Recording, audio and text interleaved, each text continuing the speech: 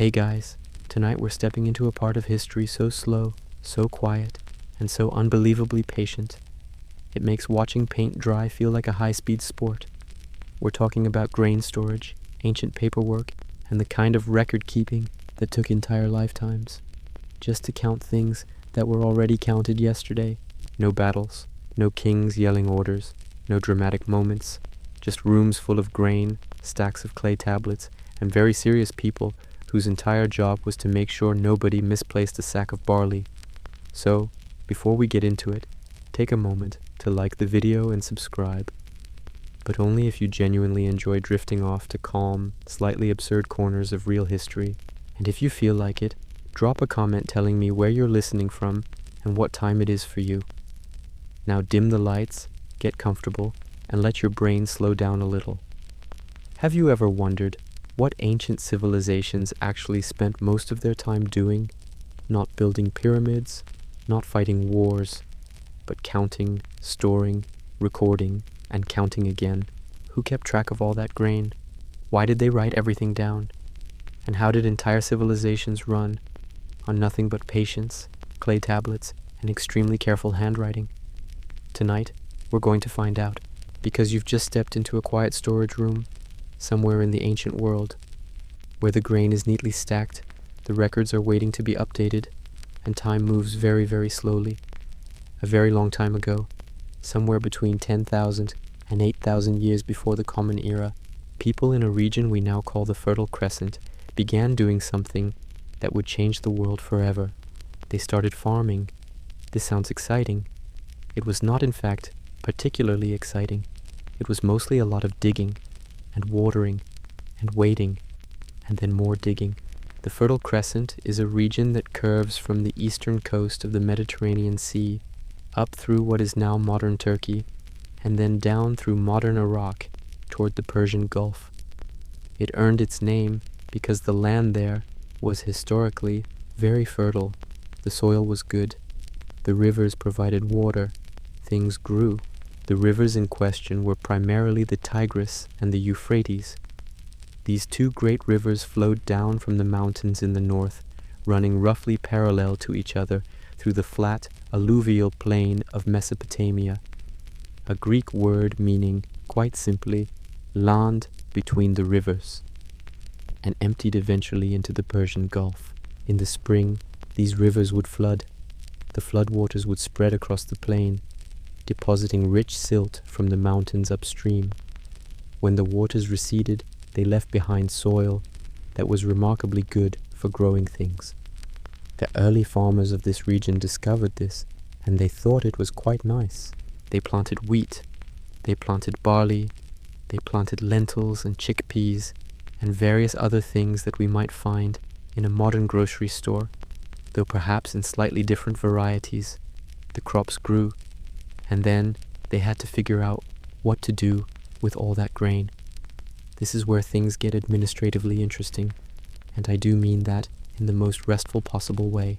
When you are a small band of nomadic hunters and gatherers, you do not really need to keep track of very much. You eat what you find. You move when the food runs out.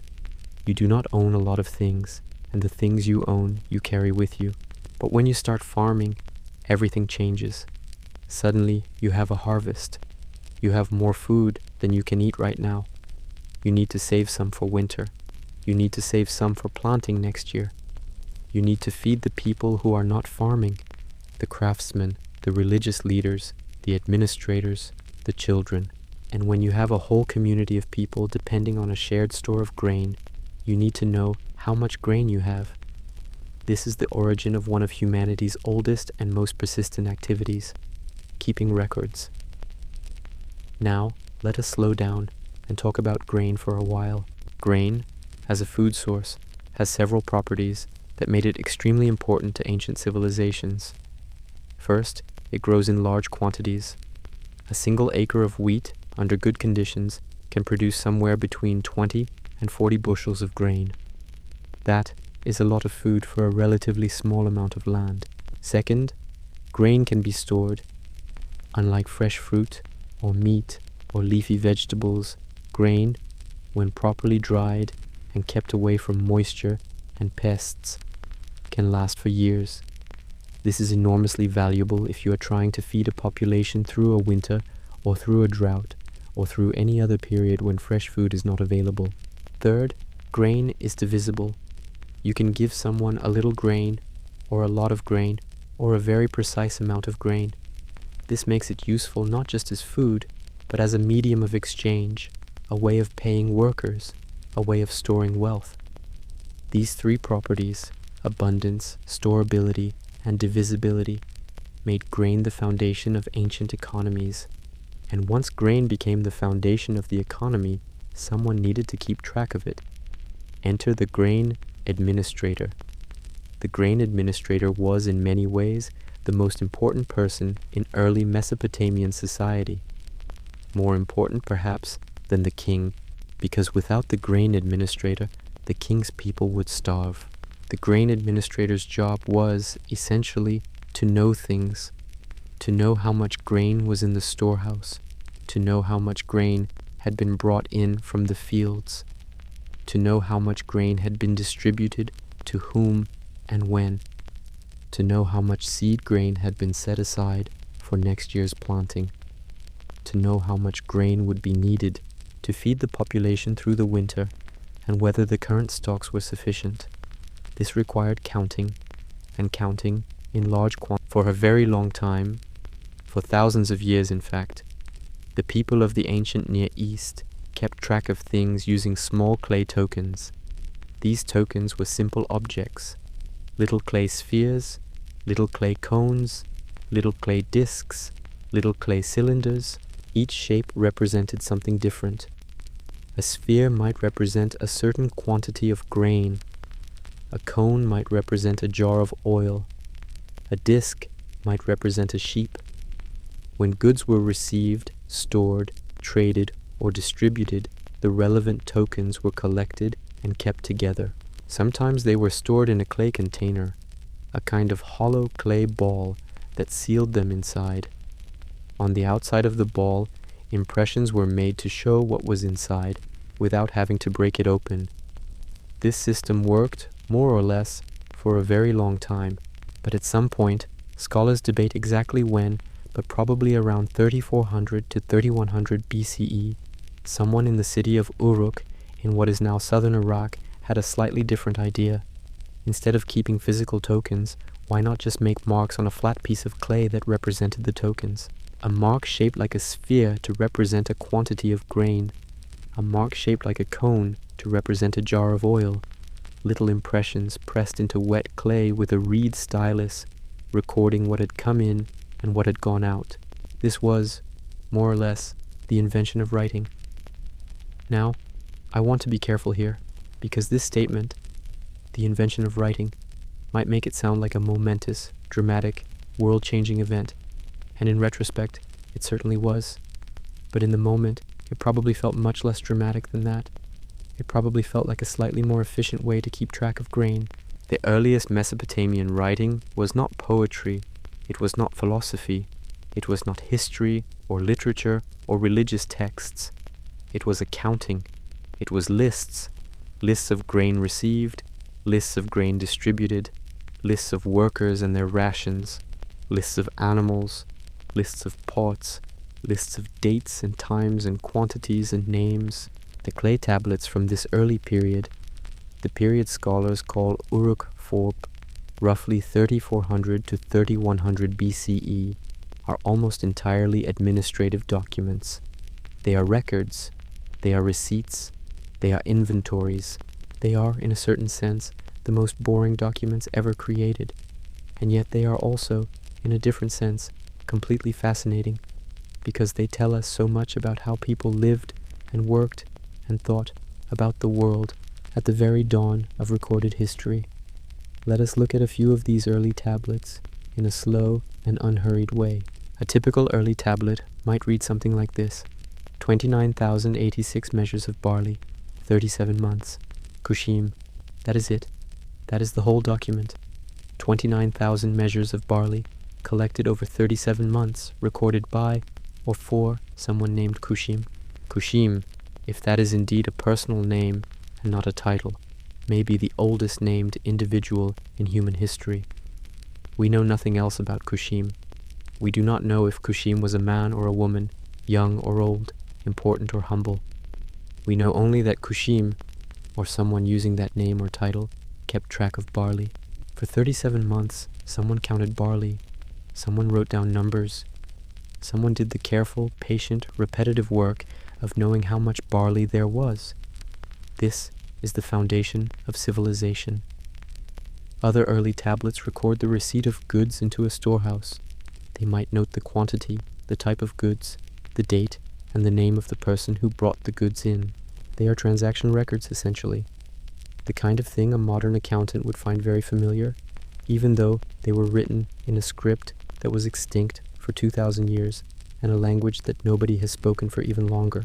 The script used for these early records is called cuneiform, from the Latin word for wedge-shaped, because the characters were made by pressing a reed stylus with a triangular end into soft clay, leaving wedge-shaped impressions.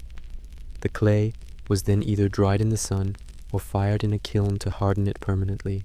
Cuneiform was used to write several different languages over its approximately 3,000-year history, including Sumerian, Akkadian, Babylonian, Assyrian, Elamite, Hittite, and several others. It was eventually replaced by alphabetic scripts, and the last known cuneiform tablet was written sometime in the 1st century of the Common Era. But for thousands of years, across the ancient Near East, cuneiform was how you wrote things down. And a very large proportion of what people wrote down in cuneiform was about grain and oil. Let us not forget oil. In ancient Mesopotamia, sesame oil was extremely important. Sesame was one of the earliest cultivated oil crops in the world. The sesame plant produces small seeds that are rich in oil, and when those seeds are pressed, they yield a pale golden oil that can be used for cooking, for lighting lamps, for anointing, for medicine, and for a great many other purposes. Like grain, oil could be stored. Like grain, oil could be measured precisely.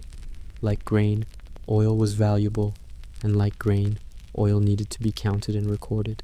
The oil administrators of ancient Mesopotamia kept careful track of their stocks.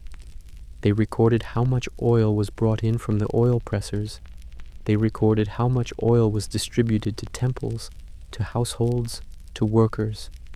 They recorded the quality of the oil. Fresh pressed oil was more valuable than older oil. And the containers it was stored in. The containers were typically large clay jars.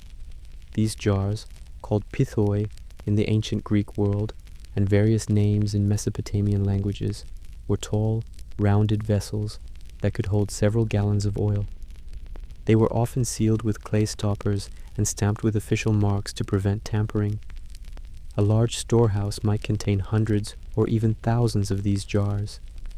Managing that storehouse, knowing what was in each jar, how old it was, where it had come from, where it needed to go, was a full-time job. It was, in many respects, a very demanding job, but it was also, by most measures, a very repetitive job. You would count the jars, you would note the contents, you would record the quantities.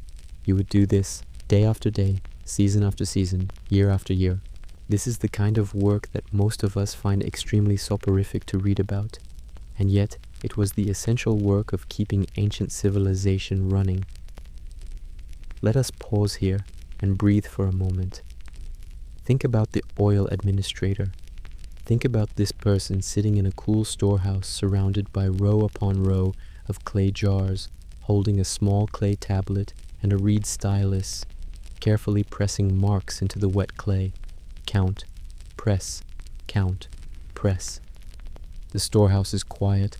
The only sounds are the distant noise of the city outside, the lowing of cattle, the calls of merchants, the grinding of grain mills, and the soft, rhythmic sound of the stylus on clay. Count, press. It is very calm. Let us continue. The measurement systems used for oil in ancient Mesopotamia were precise and elaborate. The basic unit of liquid measure in Sumerian administration was the sila, roughly equivalent to about 1 liter. Larger quantities were measured in bon, barig, and gur. These units were standardized across the entire administrative system so that a tablet recording oil receipts in one city would use the same measurements as a tablet recording oil distributions in another city hundreds of miles away. This standardization was not accidental. It was the result of a deliberate administrative policy enforced by the central authorities to ensure that economic records across the entire kingdom or empire were comparable and could be audited. Auditing. Yes, the ancient Mesopotamians had audits. Officials from the central government would periodically visit storehouses and compare the records with the actual stocks. If there was a discrepancy, if the record said there should be 500 sila of oil, but the storehouse actually contained only 400 sila, someone had to explain why. This was not a comfortable situation to be in. Discrepancies in grain or oil accounts could result in serious consequences for the responsible administrator. So the administrators were very, very careful about their counting. Very careful, very precise, very thorough. The tablets they left behind reflect this care. Column after column of neat cuneiform signs organized into rows with totals at the bottom. Addition and subtraction, checked and double-checked. The marks small and regular, made by a practiced hand. Someone sat in a storehouse or a counting house every day, and they counted things, and they wrote the numbers down, and they checked their work for their entire career, and the records they kept have survived for 5,000 years. Let us talk about Uruk for a while. Uruk was one of the first true cities in human history. Located in southern Mesopotamia, on the banks of the Euphrates River, Uruk grew from a small agricultural settlement into a large urban center sometime around 4000 to 3500 BCE. At its height, in the late 4th millennium BCE, Uruk may have been the largest city in the world, with a population of perhaps 40,000 to 80,000 people. That is a lot of people to feed. The city of Uruk was organized around two major temple complexes. The Iana complex, dedicated to the goddess Inanna, goddess of love and war, and the Anu complex, dedicated to the sky god Anu. These temples were not merely religious institutions, they were economic centers, managing large estates, employing hundreds or thousands of workers, and distributing food and goods to the population. The Iana complex in particular was a major economic powerhouse. It owned fields, it owned herds of cattle and sheep. It operated workshops where cloth was woven, pots were made, and tools were manufactured. It maintained storehouses full of grain and oil and textiles.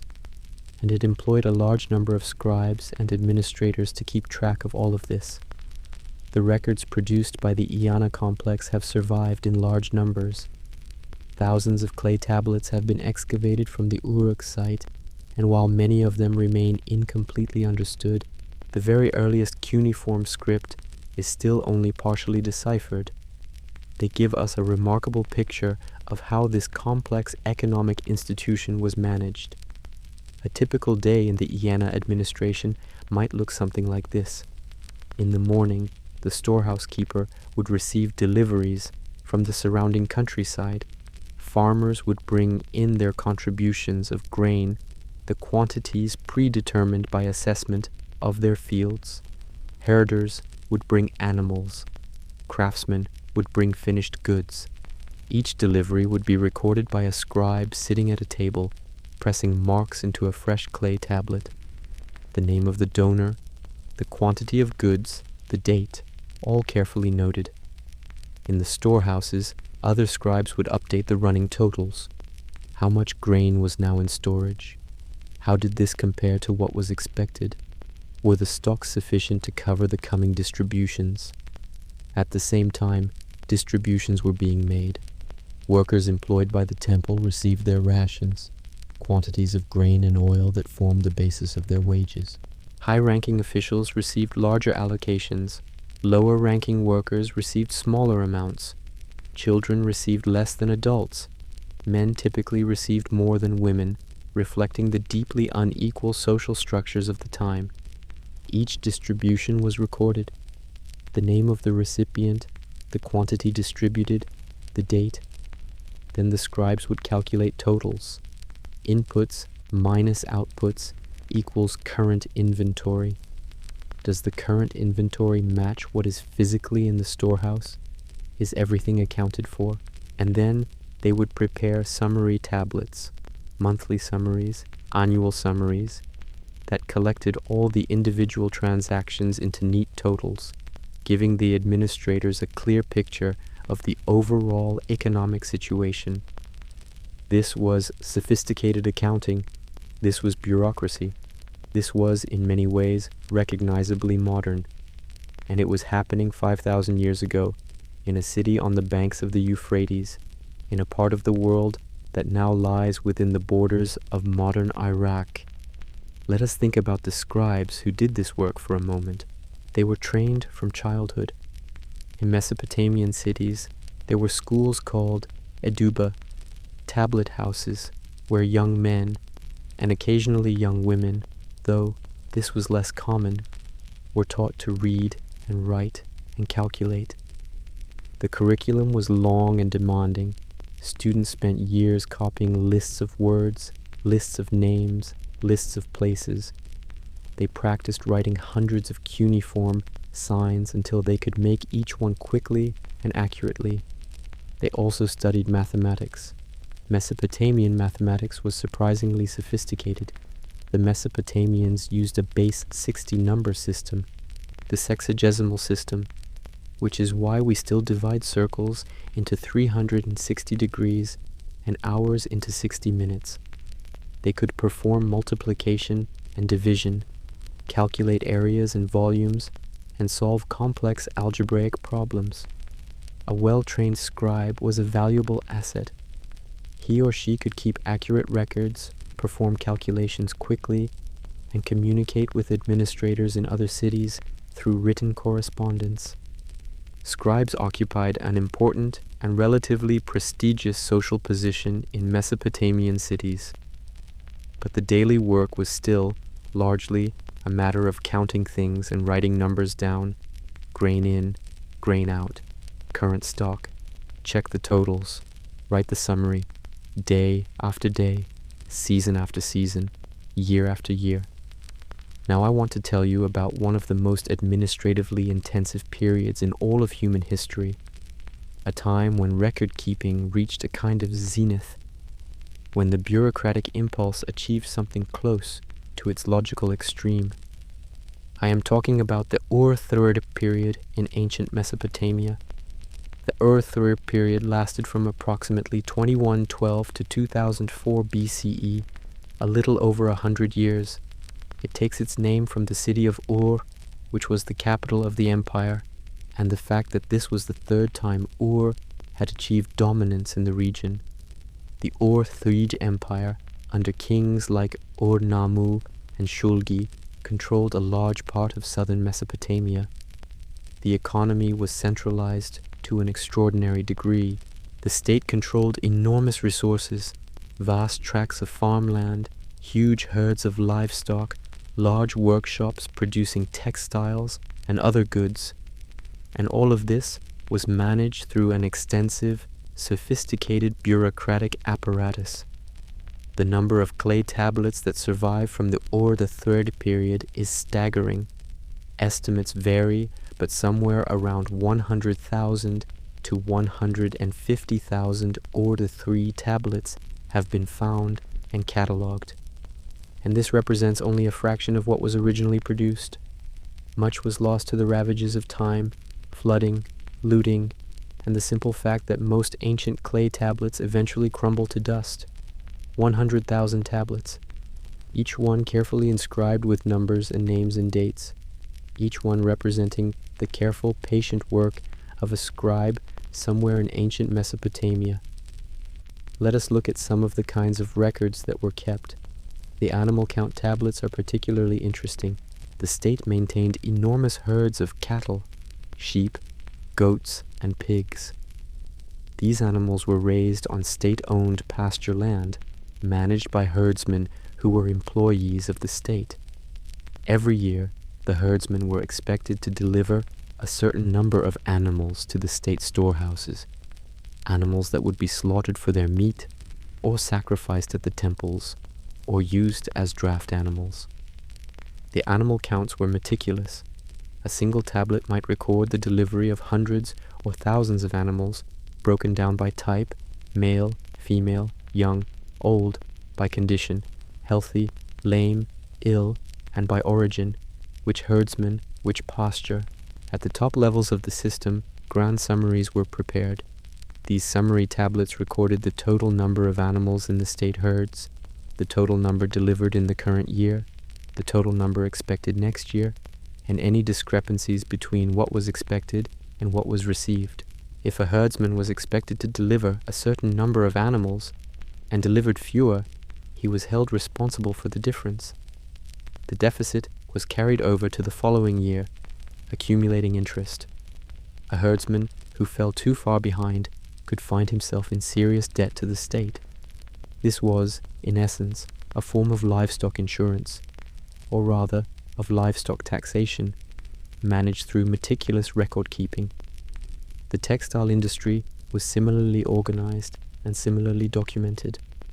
The Ur-3 state ran large workshops, called bar, where women worked as weavers. These women were state employees, receiving grain rations in exchange for their labor. The workshops produced enormous quantities of wool textiles, cloth that was used domestically and also exported to other regions in exchange for metals, timber, and other goods that Mesopotamia lacked. The textile records are fascinating in their detail. They record the names of individual workers, their daily ration allocations, their productivity, how much cloth each worker produced in a month, and any absences or incapacities. Sick days were noted, deaths were noted, births were noted, because the children of workers would eventually become workers themselves, or at least would receive child rations in the meantime.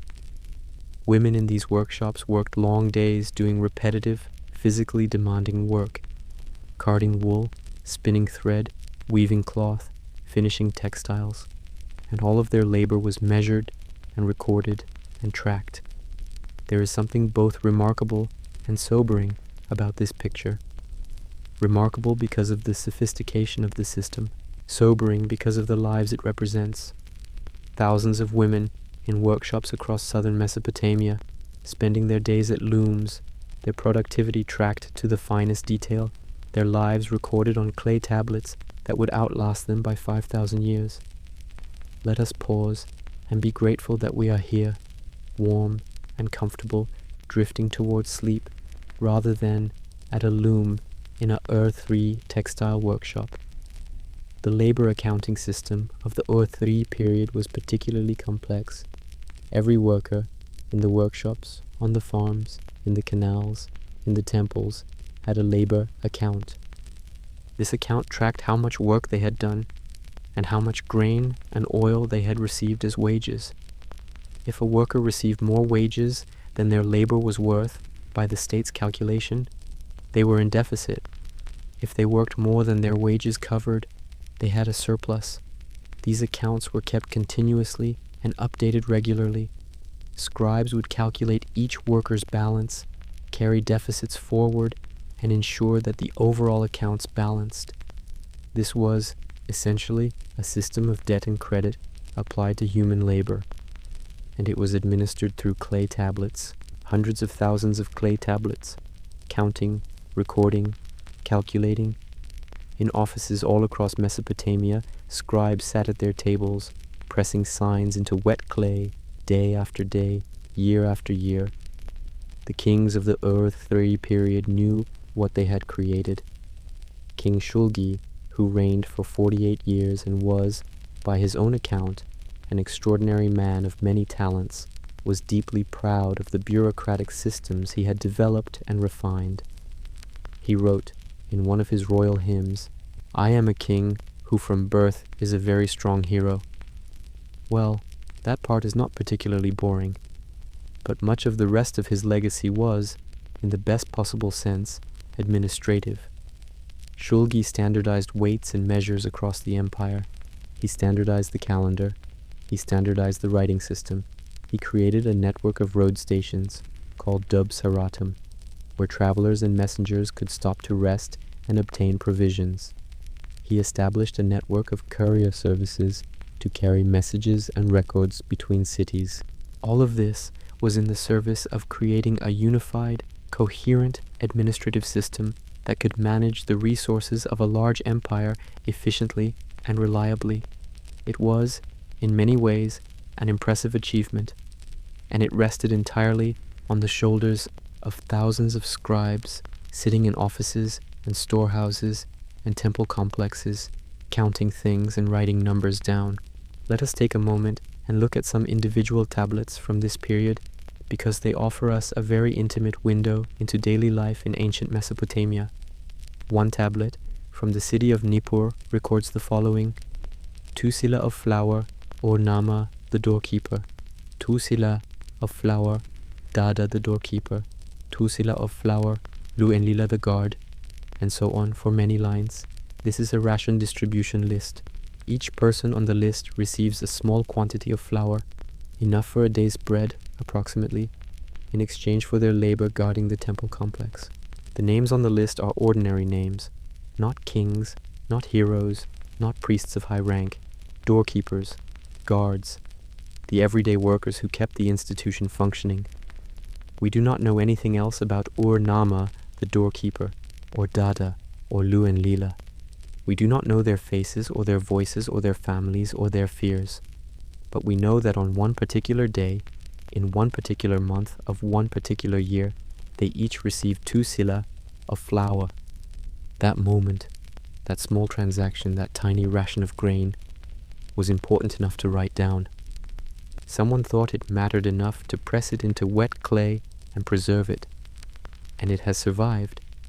Another tablet from the city of Drehem, the ancient Pusrish Dagan, which served as a central distribution point for livestock, records the delivery of animals from various herdsmen to the central storehouse. Among the entries, 1 fat ox, or Sulpaye the herdsman, received from Nasa. 1 fat ox, 1 herdsman, 1 official who received it. 1 day. The ox has been dead for over 4,000 years. Or Sulpaye the herdsman has been dead for over 4,000 years. Nasa, the official, has been dead for over 4,000 years, but the tablet remains. There is something very peaceful about this, if you think about it in the right way. All these transactions, all these tiny moments, a doorkeeper receiving his flour, a herdsman delivering his ox, a scribe pressing marks into clay, all preserved quietly for thousands of years. Let us breathe slowly and think about the long passage of time. Other tablets tell us about the everyday concerns of ancient administrators. There are letters between officials, written on small clay tablets and sent by courier, discussing the practical problems of their work.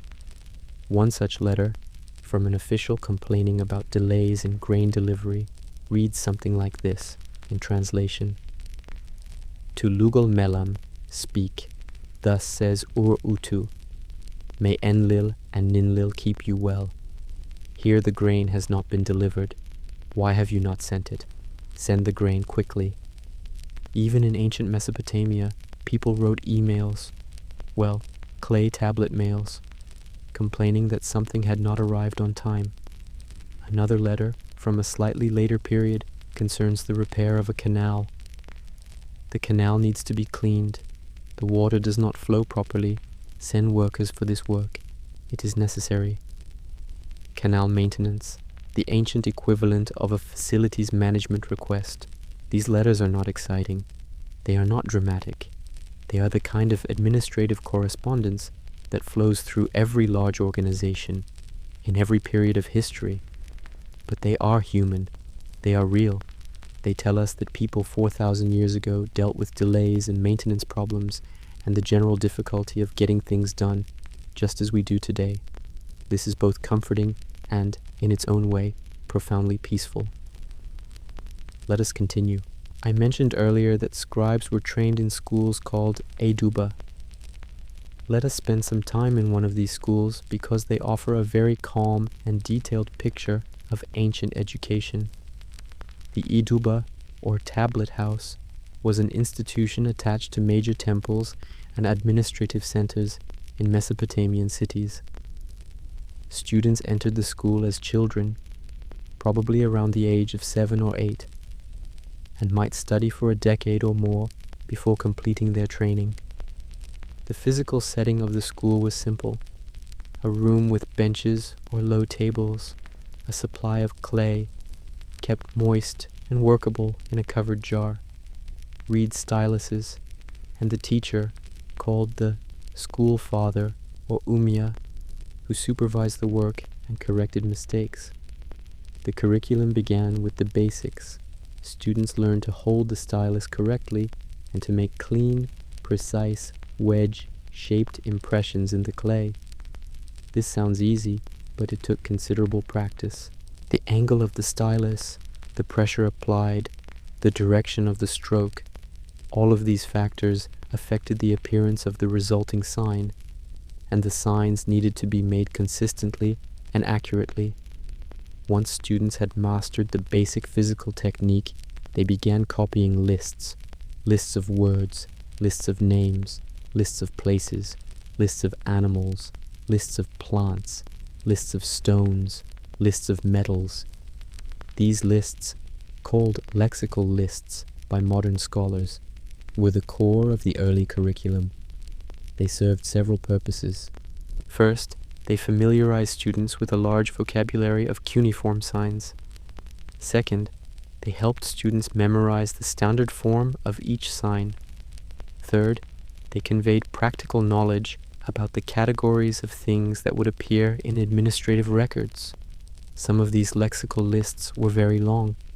The list of trees and wooden objects, for example, contained entries for hundreds of different types of wood and wooden items, from various species of trees to specific types of furniture to particular kinds of wooden tools. A student copying this list would emerge knowing not only how to write all of these words, but also having a comprehensive mental catalog of all the wooden objects that might appear in an inventory. There were lists of professions, all the different roles that existed in Mesopotamian society, from the king at the top to the most humble laborer at the bottom. There were lists of geographical terms, rivers, mountains, cities, regions. There were lists of gods and their attributes. There were lists of legal terms. Copying these lists was repetitive, demanding work. A student might spend days or weeks on a single list, copying it over and over until it was memorized and the scribal hand was perfected. Advanced students moved on to more complex texts. They copied model administrative documents, example contracts, example letters, example account tablets, learning the standard formats and formulations that would appear in real administrative work. They also copied literary texts, including myths, hymns, and wisdom literature. The mathematical curriculum was substantial. Students learned basic arithmetic, addition, subtraction, multiplication, division. They learned to use multiplication tables, which were themselves written on clay tablets and memorized. They learned to calculate areas of fields, volumes of granaries, quantities of materials needed for construction. They learned to solve what we would call algebraic equations.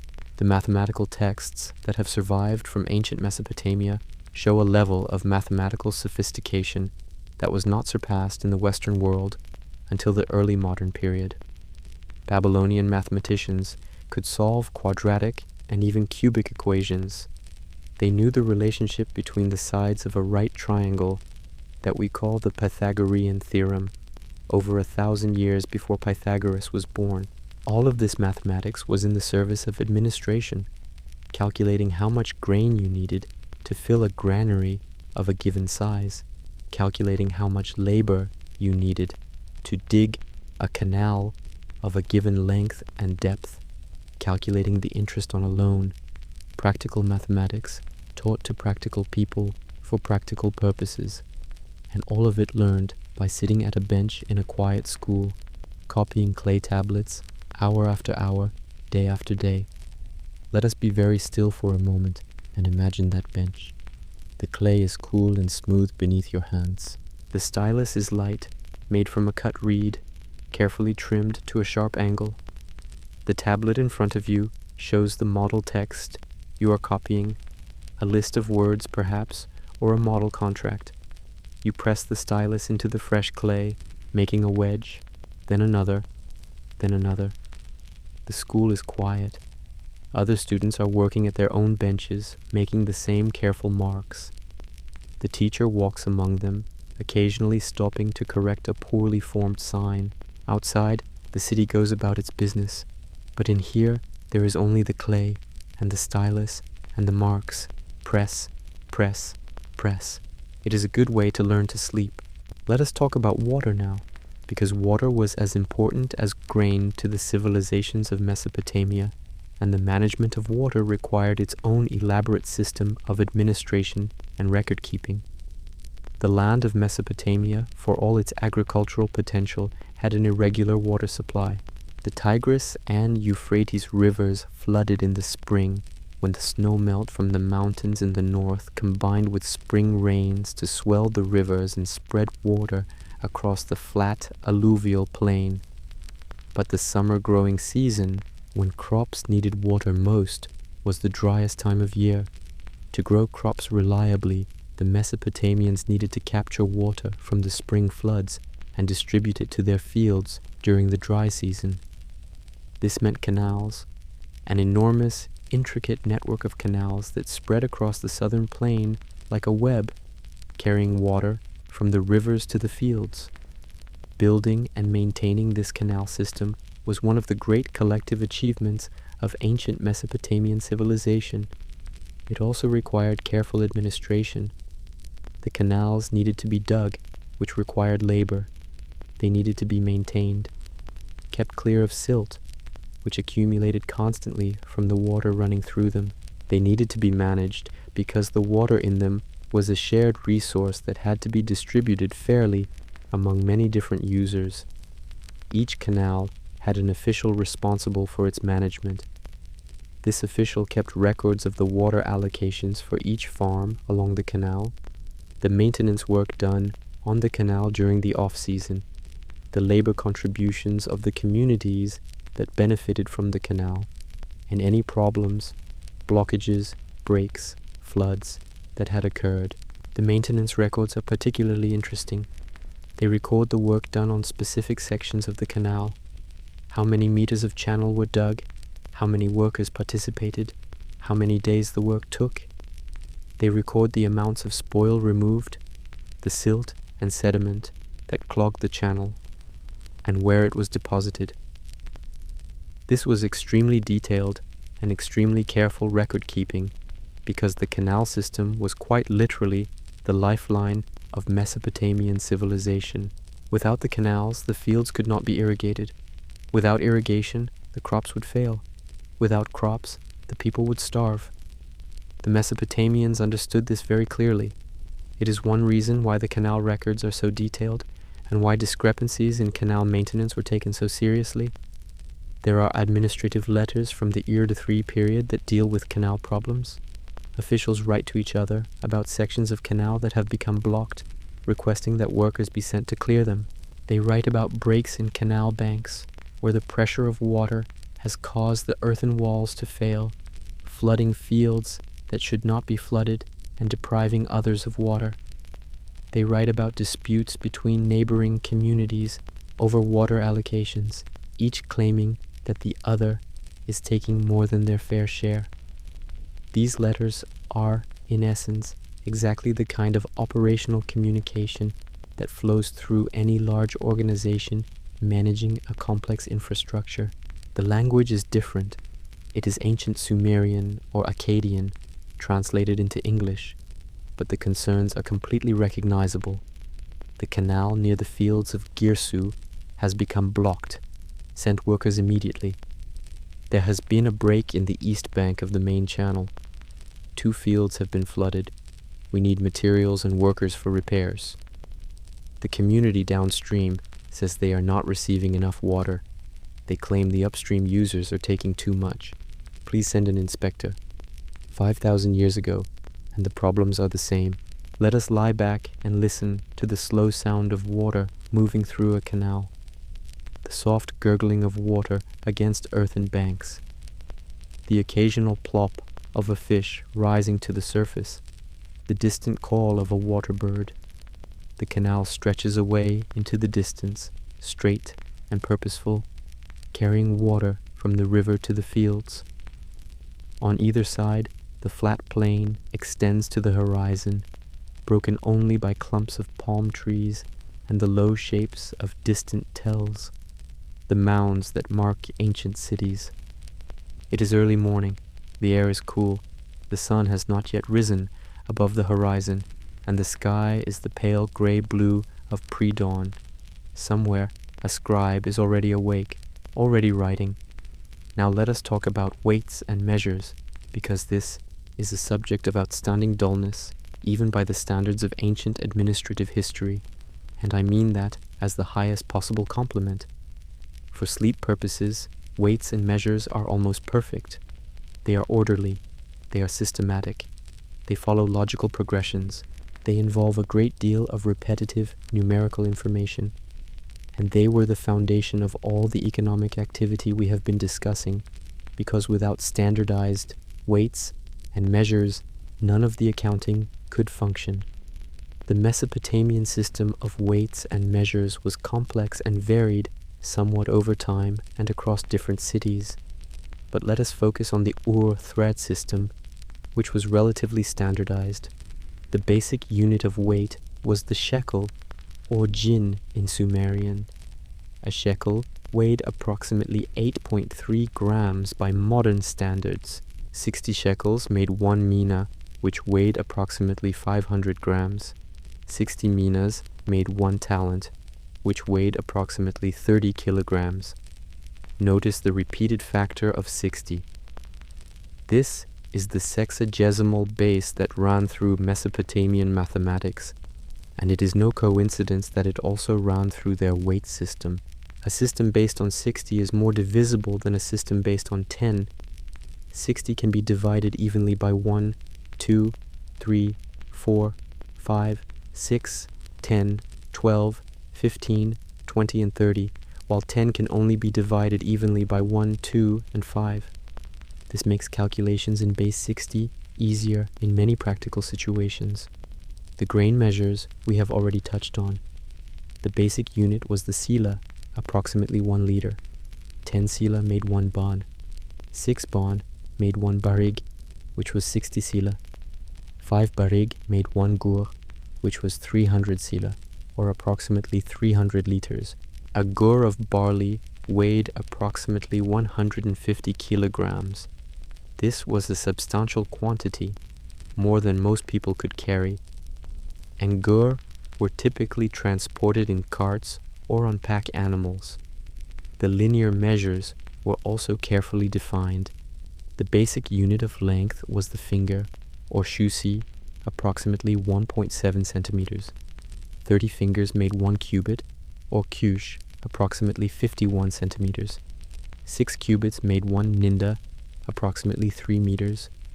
60 ninda made 1 rope, or aksh, approximately 180 meters. For measuring fields, the basic unit was the sar, a square ninda, approximately 9 square meters.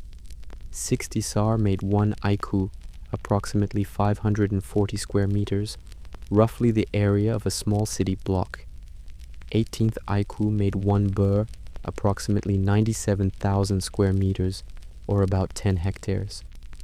When a scribe was calculating the grain yield of a field, they would first measure the field's area in sar or iku, then multiply by the expected yield per unit area expressed in sila or ban per iku, to get the total expected yield in sila, ban, barig, or gur. This required multiplication and division with these somewhat complex unit systems, and the Mesopotamian scribes were quite good at it. They used mathematical tables, tables of squares, tables of reciprocals, conversion tables for different measurement units to make their calculations easier. These mathematical tables were themselves clay tablets, carefully inscribed, used as reference documents. Imagine the quiet of a counting house. A scribe sits with several clay tablets in front of them. On the left, a fresh tablet for today's calculations. In the middle, the field area records. On the right, the multiplication table. The scribe moves their eyes from one to another, picks up the stylus, presses marks into the fresh clay. The numbers emerge slowly, carefully. The total expected yield of all the fields in the district is calculated. It is compared to last year's yield. It is compared to the target set by the central administration. Is it enough? Will there be enough grain to feed the workers, pay the taxes, fill the reserve stockpile? The scribe writes the final figure at the bottom of the tablet, checks it against the intermediate calculations, presses a seal impression into the clay to authenticate the document. It is done. The day's calculations are complete. The tablet will dry in the sun, then be filed in the archive. And that will be another day. In the administrative buildings of ancient Mesopotamian cities, there were archives. An archive, in this context, was essentially a room, sometimes several rooms, where completed clay tablets were stored. These rooms were the equivalent of a modern records department or document storage facility. They held the institutional memory of the organization, all the past transactions, all the past calculations, all the past decisions, preserved on clay. The organization of an archive was important. If you could not find the tablet you needed, it was as good as lost. And the archives were very large.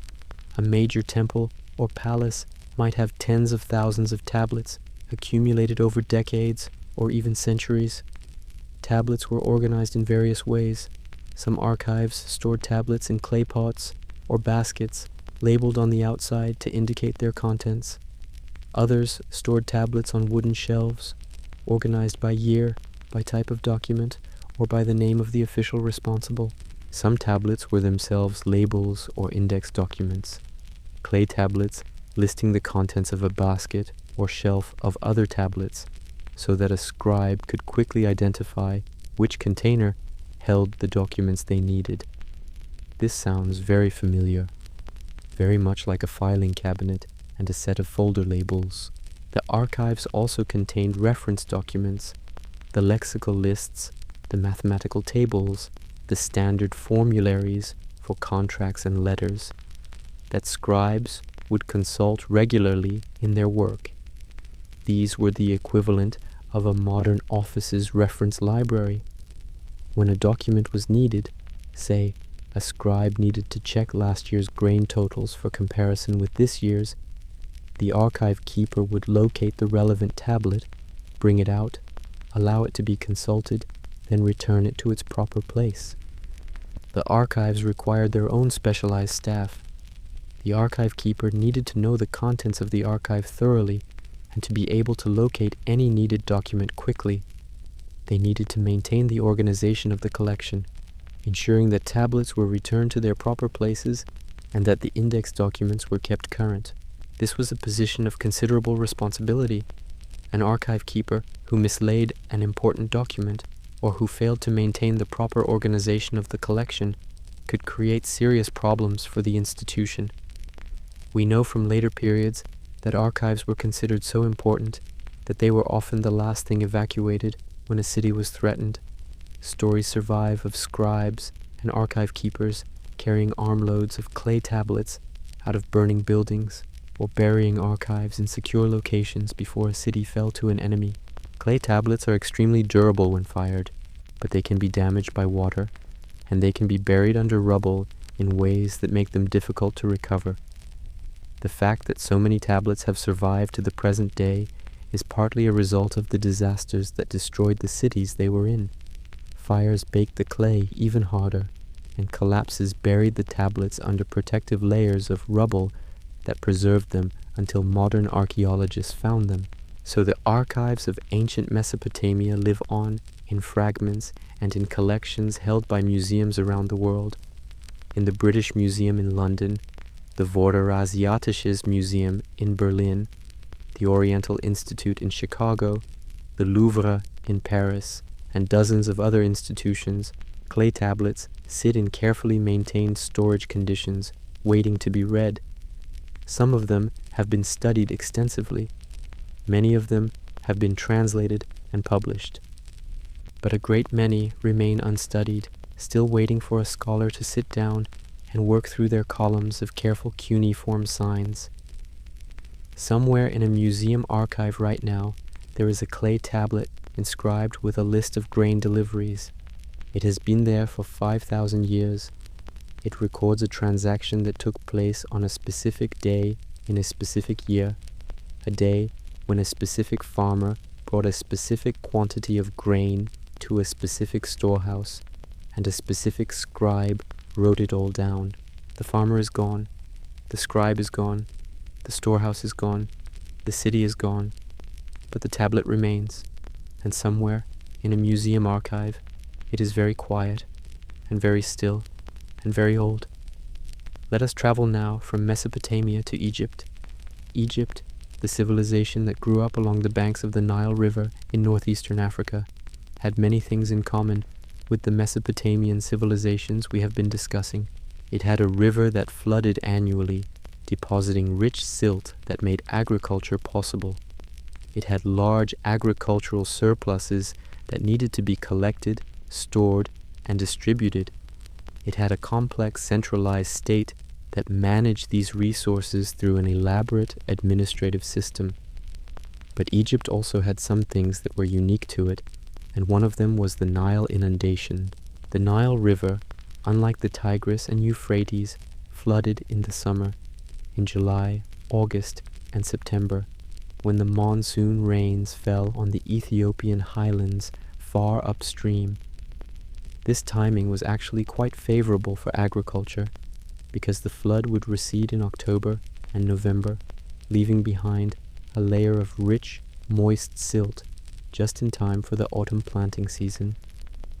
Crops would then grow through the relatively mild Egyptian winter and be harvested in the spring. This cycle was so regular, so reliable, so central to Egyptian life that it became the organizing principle of the Egyptian calendar. The year was divided into 3 seasons: Akhet, inundation; Pere, growing; and Shemu, harvest. Everything, planting, harvesting, tax collection, construction projects, religious festivals, was organized around this cycle. The height of the Nile flood was measured at structures called nilometers, gauges built along the river, often carved into rock faces or built into temples. The reading of the nilometer was a matter of state importance. A flood that was too low meant not enough water and silt for the fields. Crops would fail and famine would follow. A flood that was too high would destroy settlements and drown fields. The ideal flood was somewhere in between. Officials were stationed at the nilometers to take daily readings and record them on papyrus. These readings were sent to the central administration, where they were used to predict the coming harvest and adjust tax levies accordingly. This is another form of administrative record-keeping, the systematic measurement of a natural phenomenon and the use of that data to inform economic planning. The flood records from ancient Egypt survive in fragmentary form. We can see the careful noting of water levels, the calculations of expected crop yields, the adjustments to tax rates based on those calculations.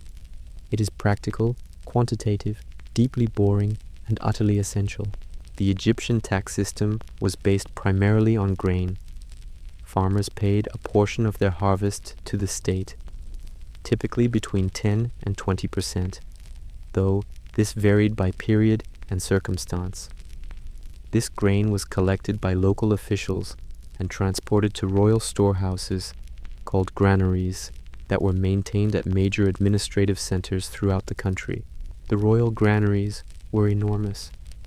The Ramesseum, the mortuary temple of Rameses II at Thebes, had a series of mud brick granary buildings that could hold an estimated 1,000 tons of grain.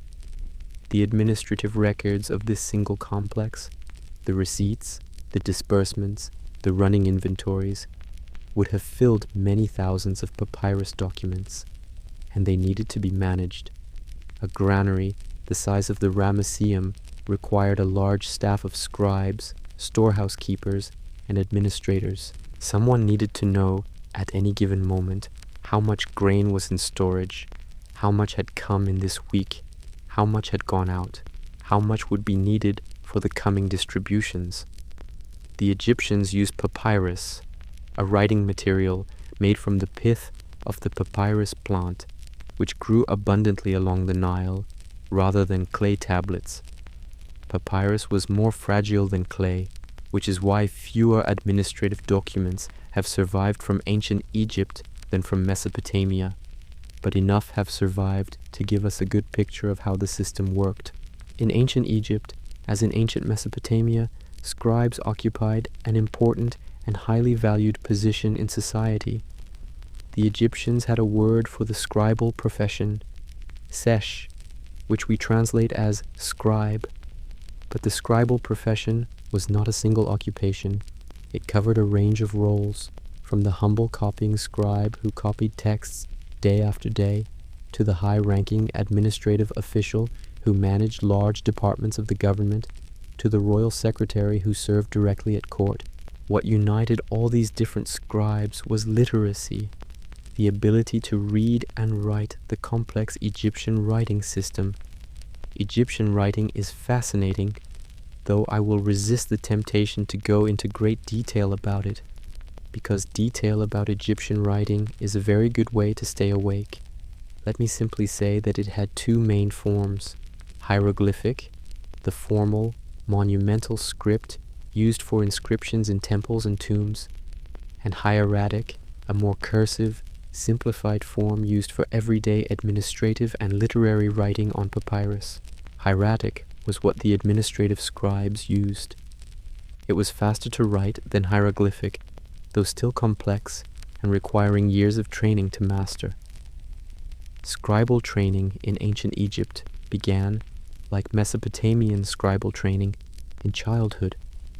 Boys who showed ability were sent to scribal schools, attached to temples, royal courts, or administrative centers, where they would spend years learning to read and write, to calculate, and to master the standard forms and formulations of administrative documents. The curriculum included copying texts, literary texts, as well as administrative ones, to develop both skill and a broad knowledge base. Students copied wisdom literature, religious texts, model letters, model contracts. They learned standard phrases and formulations that would appear over and over in their professional work. One Egyptian text, a document called the Satire of the Trades, dates from the Middle Kingdom period, roughly 2055 to 1650 BCE, and presents the scribal profession as the most desirable of all occupations by listing, in vivid and unflattering terms, how miserable all the other trades are. The blacksmith's hands are like crocodile skin from the heat. The farmer is exhausted from dawn to dusk. The washerman is covered in muck. The sandal maker smells of old leather. The weaver has to crouch all day in his workshop. But the scribe sits in comfort. The scribe does not have to labor with his body. The scribe knows many things. The scribe is respected and valued. The Satire of the Trades was probably used as a teaching text in scribal schools, a piece of propaganda designed to convince young students that the hard work of learning to read and write would be worth it in the end. Whether or not the satire's picture of the scribal life was accurate, and it is probably somewhat idealized, the message seems to have gotten through. The scribal profession was indeed highly valued in ancient Egypt, and many families aspired to have their sons educated as scribes. A working scribe's day was, if not exactly comfortable, at least relatively predictable.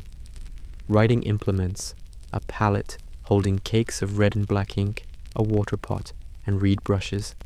a supply of papyrus, perhaps a smoothing stone for preparing the surface, a comfortable position on a mat or a stool, and then the writing. Dipping the brush in water, then rubbing it against the cake of black ink, applying the ink to the papyrus in careful practice strokes, the signs emerging from the brush in a flowing, connected stream, hieratic script moving from right to left across the page, then a new line, then another, column after column of careful script, numbers in red ink, a scribal convention that is still used today in the form of the phrase "in the red" for negative financial positions. The numbers column up and down the page. The scribe pauses to calculate, dips the brush in the red ink, writes the total, and then another column, and another. Let us look at some specific administrative documents from ancient Egypt, because they are wonderfully detailed and wonderfully dull. The Wilbur Papyrus, which dates from the reign of Ramesses V in the 12th century BCE, is one of the most important administrative documents to survive from ancient Egypt.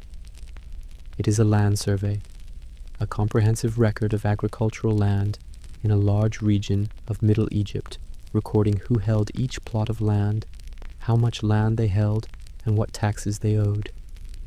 The papyrus is enormous, over 10 meters long when unrolled, and covers both sides with columns of densely written hieratic script. It records thousands of individual plots of land, organized by administrative district.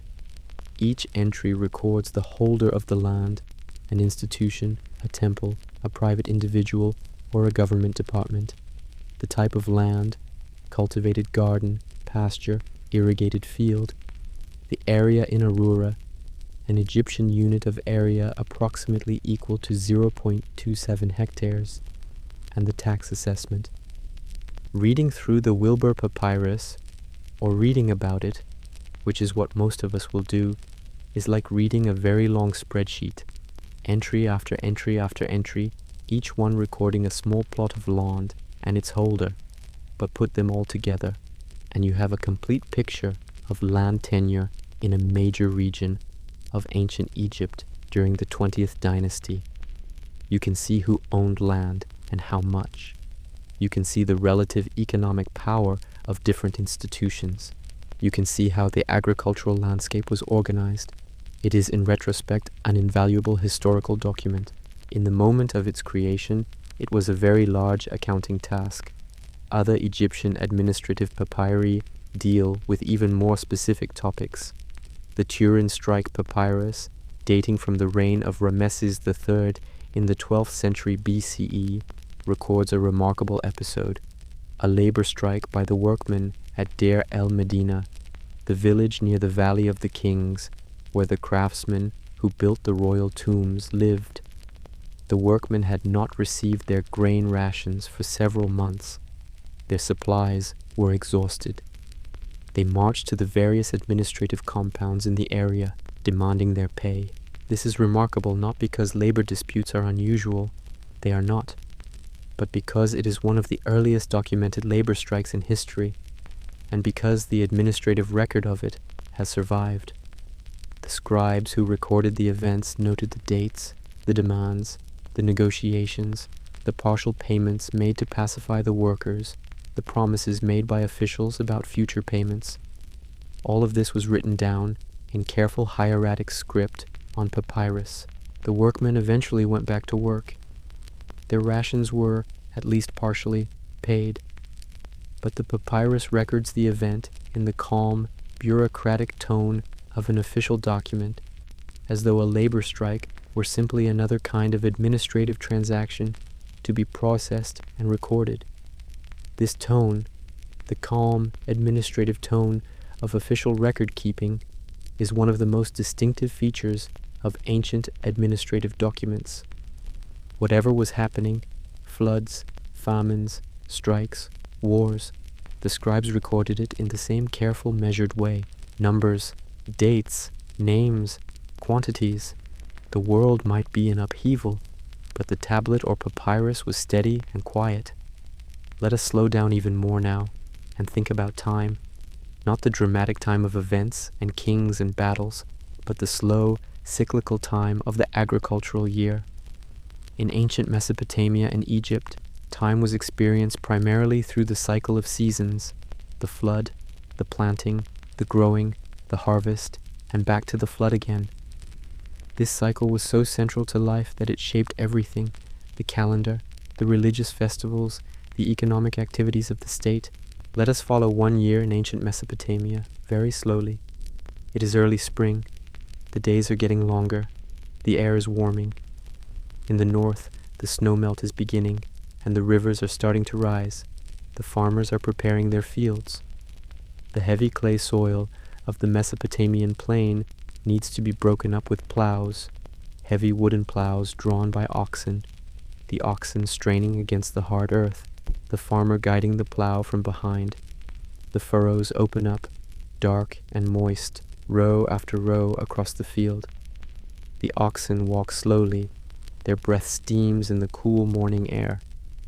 The plow makes a steady, rhythmic sound as it cuts through the earth. The farmer follows, step by step, across the field. It takes many days to plow a large field. Every day, the same slow, rhythmic work, furrow after furrow, the oxen patient and tireless, the farmer walking behind. Then the barley is planted. Seed grain, saved from last year's harvest, carefully measured and recorded by the granary scribes, is brought out in sacks. The planting is done either by hand or by a seeder plow, a device that plants seeds at regular intervals in the furrow as the plow moves forward. The planting takes more days, more slow, rhythmic work. Then the waiting. The barley grows slowly. Green shoots appear in the furrows. They grow taller, day by day. The fields that were bare brown earth become a carpet of green. Water is brought from the canal.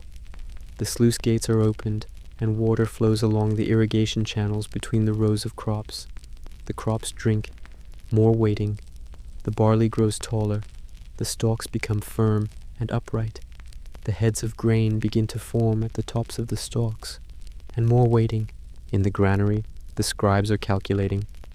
Based on the area of the fields and the current condition of the crop, they estimate what the harvest will yield.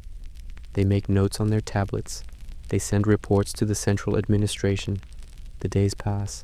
Spring becomes early summer. The barley begins to ripen. The heads of grain turn from green to gold. The air above the fields shimmers with heat.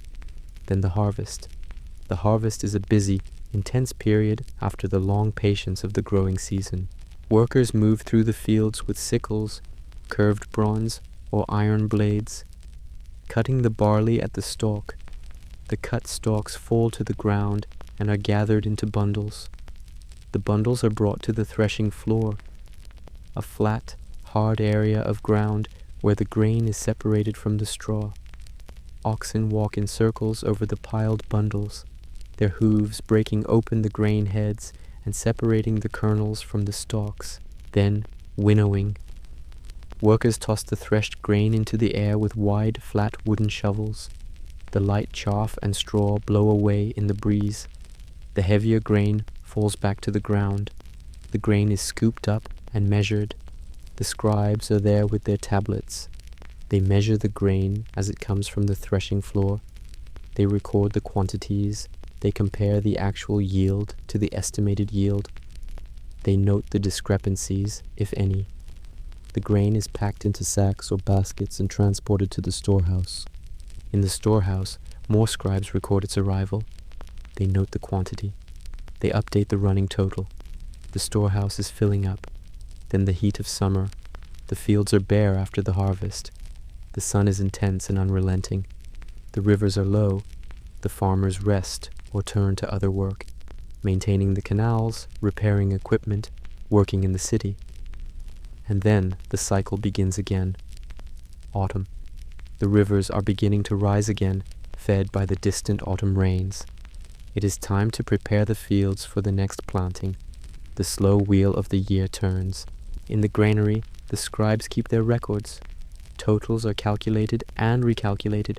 Annual summaries are prepared. The tablets are stored in the archive. and the wheel turns again, year after year, decade after decade, century after century. We have been talking for some time now about the administrative systems of ancient Mesopotamia and Egypt. Let us step back and think about what this legacy means. The basic innovations of ancient administration, writing, standardized measures, systematic accounting, archiving, are still with us. Every time a business keeps financial records, every time a government collects taxes, every time a warehouse tracks inventory, the practitioners are doing something that is recognizably descended from what those ancient scribes were doing, pressing marks into clay tablets 5,000 years ago. The specific methods have changed enormously, of course. Clay tablets gave way to papyrus, which gave way to parchment, which gave way to paper, which has now largely given way to digital storage. The cuneiform script is extinct. The specific units of measurement are different. But the underlying logic, the logic of systematic record-keeping, of standardized measures, of hierarchical administration, is unchanged.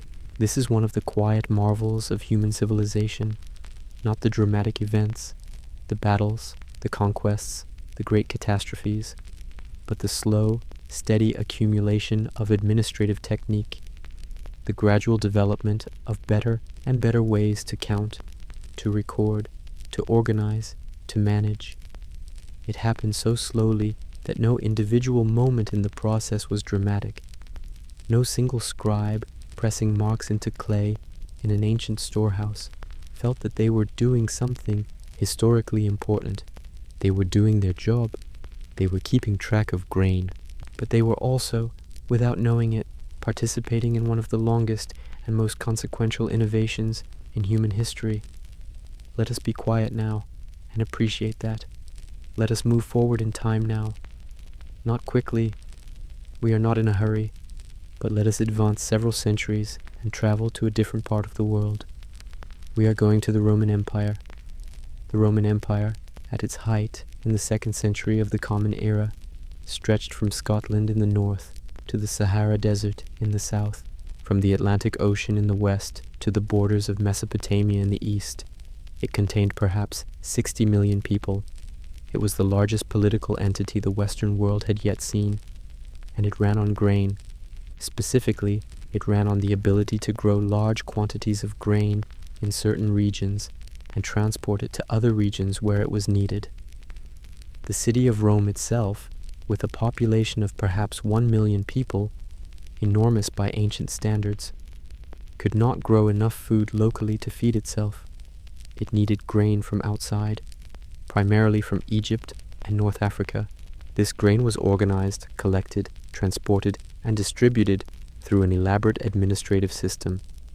The annona, as the Romans called the grain supply system, was one of the most important institutions of the Roman state, ensuring that the city of Rome had enough grain and that the grain was distributed to citizens at subsidized or free prices was a fundamental obligation of the Roman government. The system worked roughly as follows. In the grain-producing provinces, Egypt, North Africa, modern Tunisia and Libya, Sicily, Sardinia, farmers were required to pay their taxes in grain. This grain was collected by local tax officials and transported to state granaries located at convenient points near rivers or ports. From these granaries, the grain was loaded onto ships. Large grain freighters, flat-bottomed, broad-beamed vessels designed to carry maximum cargo with minimum crew, sailed from the provincial ports to Ostia, the port of Rome, at the mouth of the Tiber River. At Ostia, the grain was unloaded, weighed, and received by state officials. It was then transported up the Tiber on barges to the city of Rome, where it was unloaded again and stored in large public granaries, the horea. From the horea, the grain was distributed. In the late Republican Empire, a significant portion of Rome's population was entitled to receive a free or subsidized grain ration, the frumentatio. Recipients would present tokens, small wooden or metal discs. at the distribution centers on specified days to receive their allocation. All of this, the collection, transport, storage, and distribution, required extensive record keeping. The tax records from the provinces were the starting point. Officials in Egypt and North Africa kept detailed records of grain assessments and collections, organized by province, by district, by village. These records were tallied and summarized at each level of the administration, producing totals that could be reported upward to the central authorities. In Rome, the officials of the Annona maintained records of all grain arriving in the city, all grain in storage, and all grain distributed. They needed to ensure that the supply was adequate, that the distribution was fair, and that the stocks were not running low. This was a complex logistical challenge. Rome consumed enormous quantities of grain, probably 400,000 to 600,000 tons per year. Managing the supply chain that delivered this grain and the administration that tracked it required a large and competent bureaucracy. The Romans, as it happens, were very good at bureaucracy. The Roman administrative system was one of the most sophisticated that the ancient world produced. It was hierarchical, detailed, and relied heavily on written records. At the top of the system was the emperor. Directly below the emperor were the prefects and governors who administered the major provinces and departments. Below them were the procurators and legates who managed specific functions: the Annona, the military payroll, the public building program, the postal service, and below them were the vast numbers of lower-ranking officials, clerks, and scribes who did the actual day-to-day work. This administrative hierarchy produced an enormous volume of paper. Well, technically papyrus in the east and wax tablets or wooden tablets in the west, but you get the idea. Every transaction, every tax payment, every property registration, every court judgment was recorded. The Romans were particularly attached to the written record as a form of evidence and legitimacy. In Roman law, written documents had greater evidentiary weight than oral testimony. A transaction recorded in writing, witnessed and signed, was more secure than one merely agreed verbally. This drove the production of yet more documents. Let us visit a Roman administrative office for a moment. It is a small room in a medium-sized provincial town, perhaps in Roman Britain, or in Gaul, or in Spain. The walls are plastered white. There are wooden shelves along one wall holding rolls of papyrus and bundles of wax tablets. A wooden table occupies the center of the room. On the table is a stack of new wax tablets, a stylus for writing in wax, and a bronze stylus for cutting inscriptions. The official seated at the table is a freedman, a former slave who has earned his freedom and now works in the imperial administration. He is a mid-level clerk, responsible for processing tax returns from the local area. He picks up a wax tablet, a wooden frame holding a thin layer of wax, the writing surface. He reads the previous entry. He picks up the bronze stylus and makes marks in the wax: a date, a name, a quantity of grain, another transaction recorded. He sets the tablet aside, picks up the next one from the pile. The room is warm. A small oil lamp burns on the table, providing additional light even though it is daytime. The room's window is small, set high in the wall for security. Outside, the town goes about its business. The market in the forum, the baths a few streets away, the temple across the square. In here, it is quiet. The stylus moves across the wax. Another date, another name, another quantity. The pile of wax tablets slowly diminishes. The pile of processed tablets slowly grows. Hour after hour.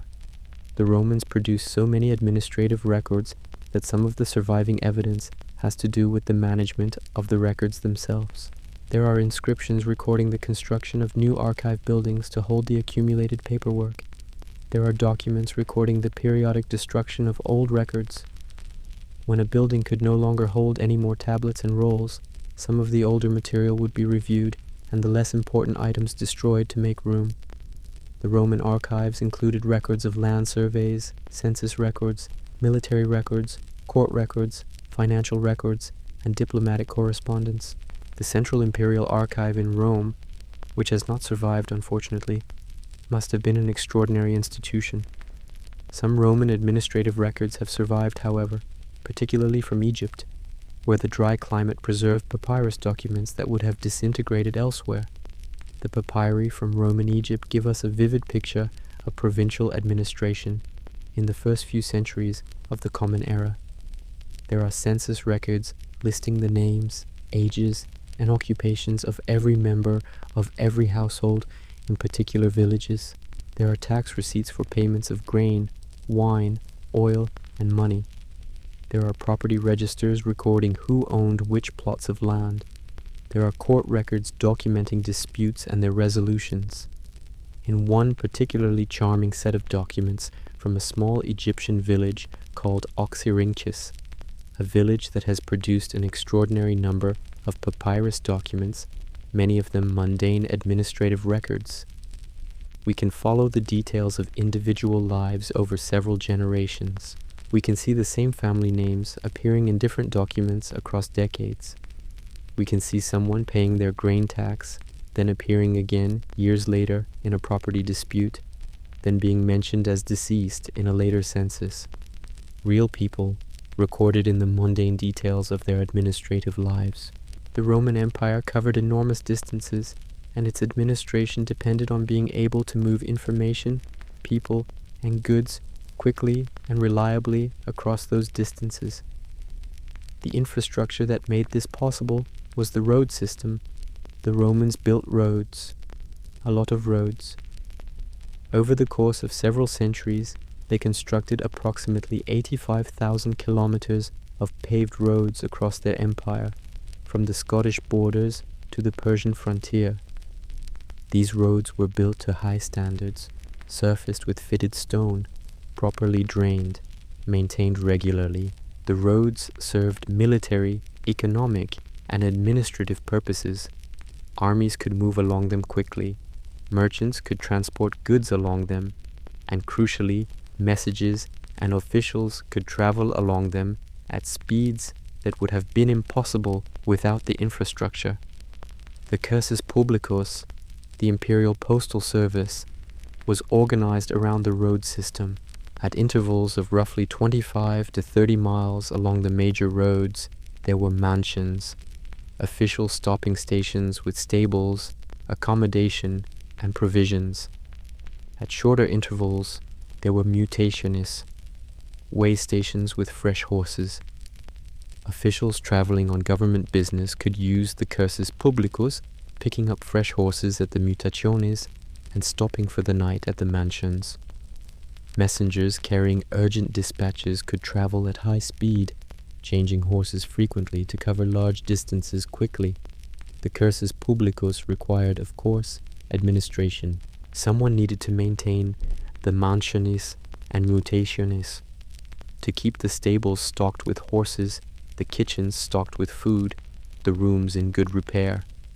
Someone needed to allocate the right to use the service. It was not available to just anyone, but required official authorization through written permits, called diplomata.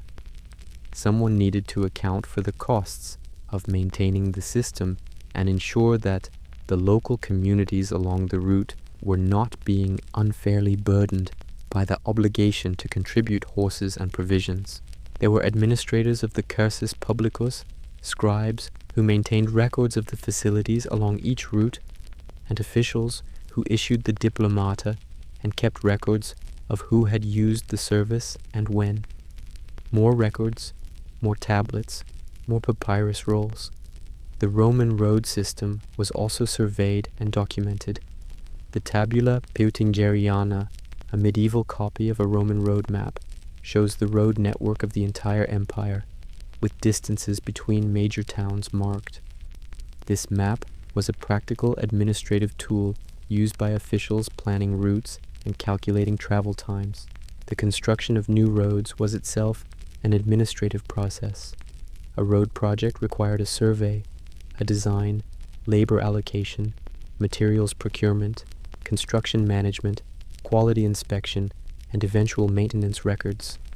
All of this generated paperwork, the milestones along Roman roads, stone pillars inscribed with the name of the emperor who built or repaired that section of road, the distance to the nearest major city, and other information, were themselves a form of public record keeping. They communicated administrative information in permanent public form. Walking along a Roman road, even today, when sections of Roman roads survive in many parts of Europe and the Near East, one can feel the weight of the administrative effort that created and maintained them. Every mile of paved road represents dozens of administrative decisions, hundreds of recorded transactions, thousands of man-days of supervised labor. Let us walk along that road for a moment in our imagination. The road stretches ahead, straight as an arrow, disappearing into the distance. The surface is fitted stone, worn smooth by centuries of use. On either side, the land opens up, fields, forests, occasional farmhouses. It is a gray, mild day, the kind of day that is neither warm nor cold. Good walking weather. We walk slowly. The milestones pass one by one, each one inscribed with the same careful Roman letters. Distance, emperor, date. The road is quiet today. Somewhere behind us a cart is coming. We can hear the sound of wheels on stone, the clopping of a horse's hooves. But it has not yet reached us. Ahead, a small way station at the side of the road. Smoke rising from a chimney, the smell of cooking. We walk past. The road continues, straight, steady, orderly. The Roman Empire was financed primarily through taxation. Taxes were levied on land, on people, in some regions and periods, on goods crossing provincial boundaries, on inheritances, on the manumission of slaves, on sales, and on various other activities. Each of these taxes required assessment, collection, and accounting. The land tax, the most important source of revenue, was based on a periodic census of land and its value. Every 15 years, in theory, a new assessment would be made, measuring the area and quality of agricultural land throughout the empire and calculating the tax owed by each landholder. The process of conducting a census was itself an enormous administrative undertaking. Officials were sent to every province, to every district, to every village. They measured fields, they recorded crops, they assessed values, they wrote down names and amounts on papyrus scrolls.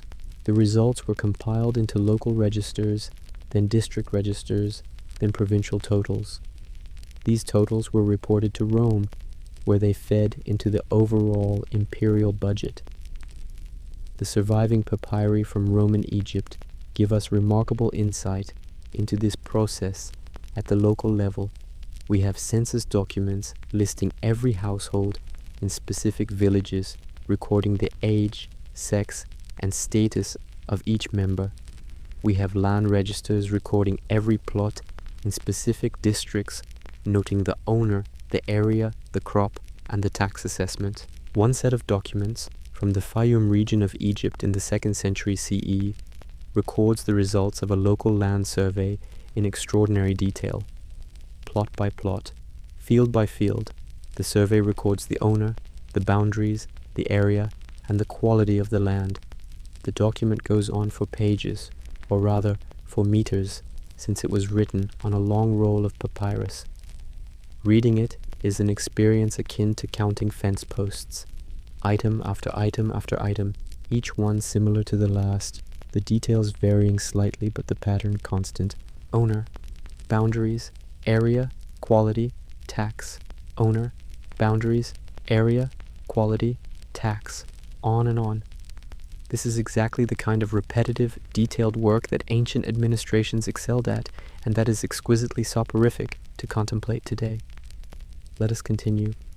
The collection of taxes was handled by a combination of state officials and, in some periods and regions, private contractors called publicani. tax farmers who paid a lump sum to the government for the right to collect taxes in a specific area and kept the difference as profit. The tax farming system was notoriously subject to abuse. Publicani had strong financial incentives to collect as much as possible, sometimes more than was legally owed, and it was gradually replaced in the imperial period by direct collection by state officials. These tax collectors maintained detailed records of their activities. Receipts were issued to taxpayers for each payment made. Running accounts were kept tracking who had paid and who was still in arrears. Summary reports were sent to the provincial governor and ultimately to Rome. Tax evasion was a persistent problem, as it has been in every tax system ever devised. People would underreport the size of their land holdings, or claim that land was barren when it was actually productive, or simply fail to pay and hope that the authorities would not notice. The authorities, however, maintained their own records, and when a taxpayer's declaration did not match the official records, inquiries would follow. According to our records, you hold 17 aurora of irrigated land in the southern district. Your tax return declares only 12 aurora. Please explain the discrepancy. This kind of correspondence, the gentle, bureaucratic pursuit of a tax discrepancy, is wonderfully recognizable across millennia. The Western Roman Empire, as most readers probably know, declined and fell in the 5th century of the Common Era. The city of Rome itself was sacked by the Visigoths in 410 CE. The last Western emperor, Romulus Augustulus, was deposed in 476 CE. But what happened to the administration? The answer is that it largely continued in modified forms for a long time after the political structures it served had changed. The kingdoms that replaced Roman rule in the West, the Visigoths in Spain, the Franks in Gaul, the Ostrogoths in Italy, the Anglo-Saxons in Britain, inherited much of the Roman administrative infrastructure. They needed it. A king who controlled a large territory needed to collect taxes, manage estates, maintain roads, administer justice. These tasks required bureaucrats, and bureaucrats required writing. Many of the new Germanic kingdoms employed Roman-educated administrators, often clergy, who were almost the only people in the post-Roman West who were reliably literate, to manage their affairs. The administrative traditions of the Roman Empire were preserved, adapted, and transmitted. In the East, the Roman Empire survived in the form of what we call the Byzantine Empire, centered on Constantinople.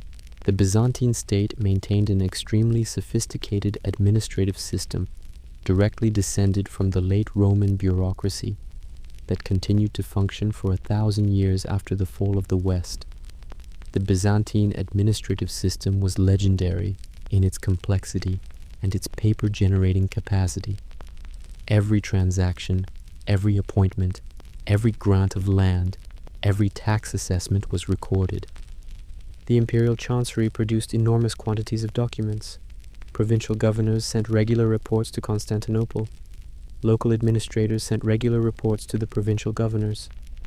And the Eastern Roman administrative tradition fed directly into the administrative systems of early medieval Europe and of the Islamic world, which adopted many Byzantine administrative practices after the Islamic conquests of the 7th century. So the thread is continuous, from the clay tablets of Uruk to the papyrus rolls of New Kingdom Egypt, to the wax tablets of the Roman Empire, to the parchment registers of medieval kingdoms. The administrative tradition flowed forward, always adapting to new circumstances, but always recognizably the same thing: counting, recording, calculating. The world changed, the scripts changed, the materials changed, the languages changed, but the scribes sat at their tables and they wrote things down. Let us now move forward to medieval Europe and let us visit a monastery. A medieval monastery was, among other things, a major administrative institution. The great monasteries of medieval Europe, Cluny in France, Monte Cassino in Italy, Canterbury in England, St. Gallen in Switzerland, were large landowners managing extensive estates, employing many workers, receiving income from rents and agricultural production, and spending that income on maintaining buildings, feeding communities of monks, and engaging in various religious and charitable activities. All of this required records. The monasteries were, in many ways, the custodians of administrative literacy in the post-Roman West. The monks were educated. They could read and write Latin, which was the administrative language of the medieval church and, for a long time, of secular government as well. They maintained scriptoria, writing rooms, where manuscripts were copied and documents produced. The monastic archives of medieval Europe contain a remarkable range of documents. There are charters, legal documents recording grants of land, gifts, privileges. There are cartularies, registers that copied the text of important charters into a single organized volume for easy reference.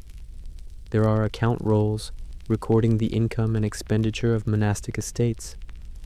There are registers of property, of tenants, of rents owed. The Domesday Book, commissioned by William the Conqueror of England in 1086 CE, was one of the most extraordinary administrative documents of the medieval period. It was a comprehensive survey of all the land in England, who held it, what it was worth, what it had been worth before the Norman conquest, and what it was worth at the time of the survey. The Domesday Survey was conducted by royal commissioners who traveled through every county in England, assembling local jurors to testify about land ownership, values, and customs. Their findings were compiled into 2 volumes, Great Domesday and Little Domesday, that recorded the results for the whole of England. The survey was enormously detailed. For every manor in every county, the Domesday Book records the name of the manor, the name of the current holder, the name of the holder before the conquest, the number of hides, the number of ploughlands, the number of villagers, the number of smallholders, the number of slaves, the number of mills, the number of fish ponds, and the value of the manor in both 1066 and 1086.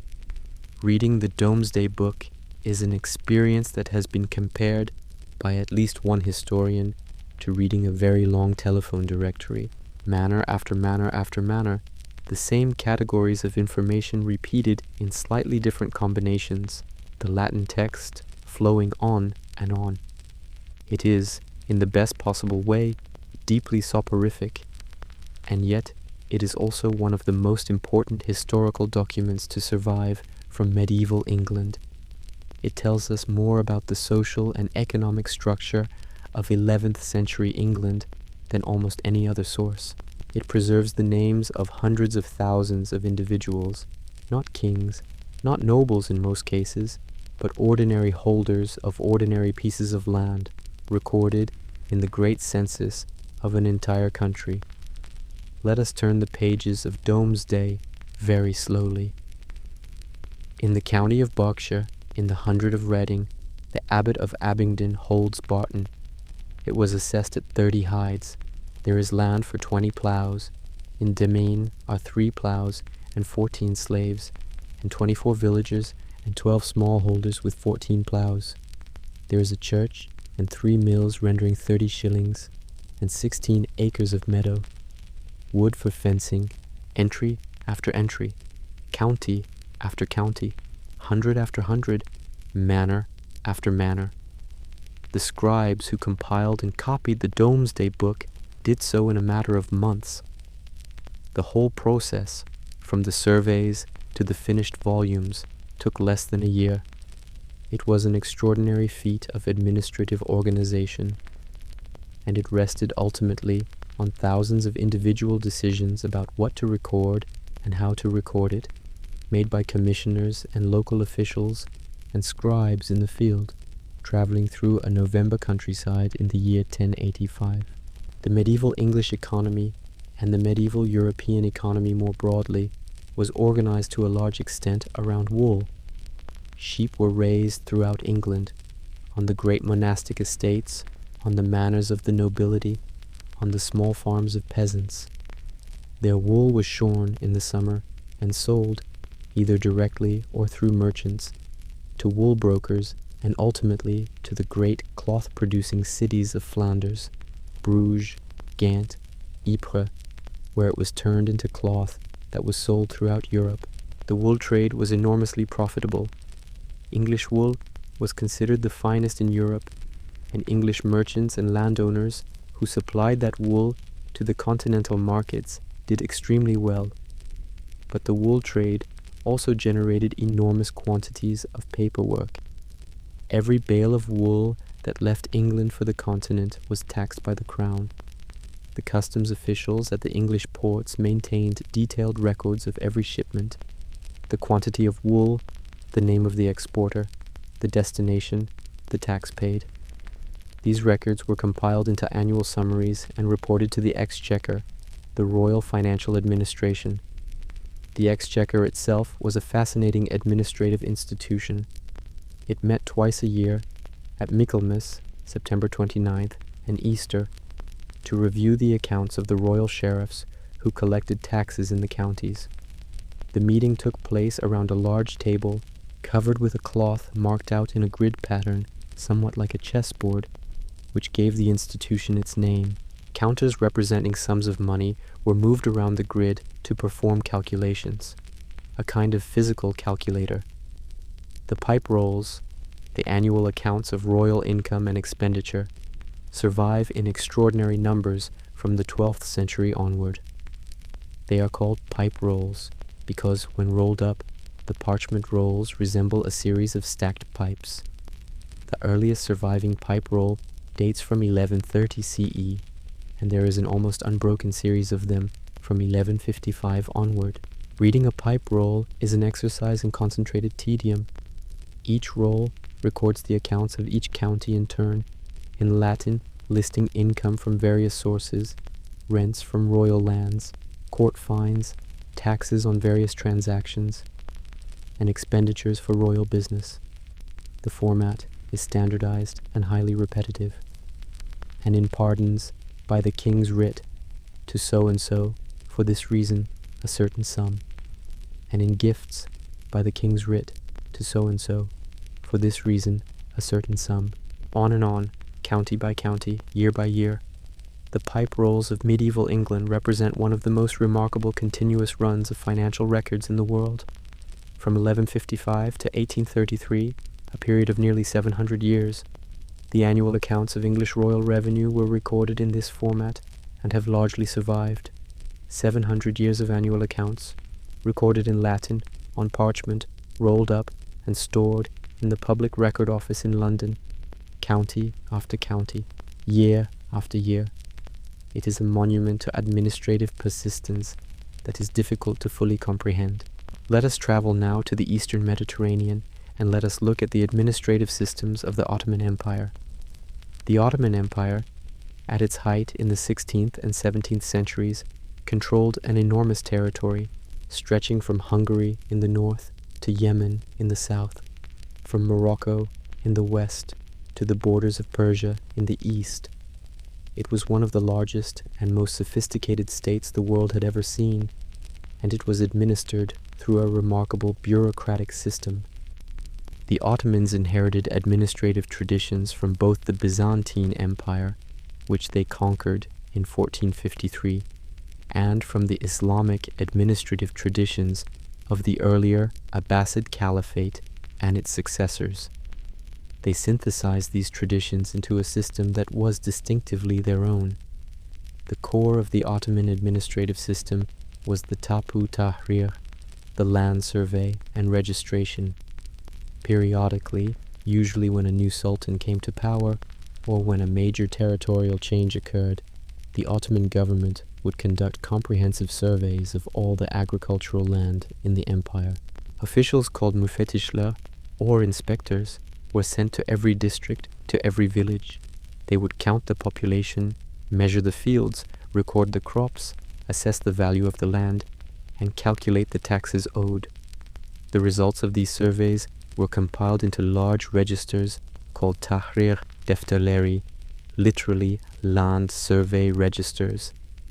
These registers recorded, for each district and each village, the names and status of the inhabitants, the lands they held, and the taxes they owed. They were then kept in the imperial archives in Istanbul, consulted whenever a dispute arose about tax assessments or land tenure. The surviving Tahrir Defterleri are extraordinary documents. There are hundreds of them, covering different regions of the empire at different points in time. They preserve, in meticulous detail, the social and economic structure of the Ottoman provinces at the time of the survey. From them, historians can see how populations changed over time, how land use shifted, how different regions were affected by wars and famines and economic changes. They are, in many ways, the Ottoman equivalent of the Domesday Book, comprehensive surveys of an empire at a particular moment in time. The process of conducting a Tahrir survey was elaborate and time-consuming. The inspectors would arrive in a village and summon the local inhabitants. An interpreter would translate between Turkish and whatever local language was spoken. The inspector would ask questions. Who lives here? What land do you hold? What crops do you grow? What taxes have you been paying? The answers were recorded by a scribe who accompanied the inspector, writing in the neat Ottoman script on sheets of paper that would later be compiled into the official register. This process was repeated for every village in the district, and then for every district in the province, and then the provincial registers were compiled into regional summaries, and the regional summaries were compiled into imperial totals. It took months. It took, in some cases, years. And at the end of it, there were registers, row after row of names and numbers and assessments, village after village, district after district, province after province. The Ottoman scribes who compiled these registers were trained professionals, expert in the Ottoman administrative script and in the standard formulas of Ottoman bureaucratic writing. They worked in the offices of provincial governors and in the imperial chancery in Istanbul, producing documents of remarkable consistency and quality. The imperial chancery itself was an impressive institution. It employed hundreds of scribes of various ranks, organized into a hierarchy from the most junior copyist to the senior officials who drafted important state documents. Each rank had its own responsibilities and its own appropriate documents to work on. The daily routine of a mid-level Ottoman scribe was not dramatically different from that of a Mesopotamian scribe 4,000 years earlier. You sat at a writing desk. You had your ink and your pen, a reed pen, sharpened to a fine point. You had your paper. You wrote names, numbers, assessments, calculations. We have spent most of our time in the Mediterranean world and the Near East, but we should not neglect the extraordinary administrative traditions of China. China has one of the longest continuous administrative traditions of any civilization. The Chinese imperial state, in various forms and under various dynasties, governed one of the world's largest and most densely populated regions for over 2,000 years, using an administrative system of remarkable sophistication. The Han Dynasty, which ruled China from 206 BCE to 220 CE, roughly contemporaneous with the Roman Empire, developed an administrative system that would influence Chinese governance for the next 2,000 years.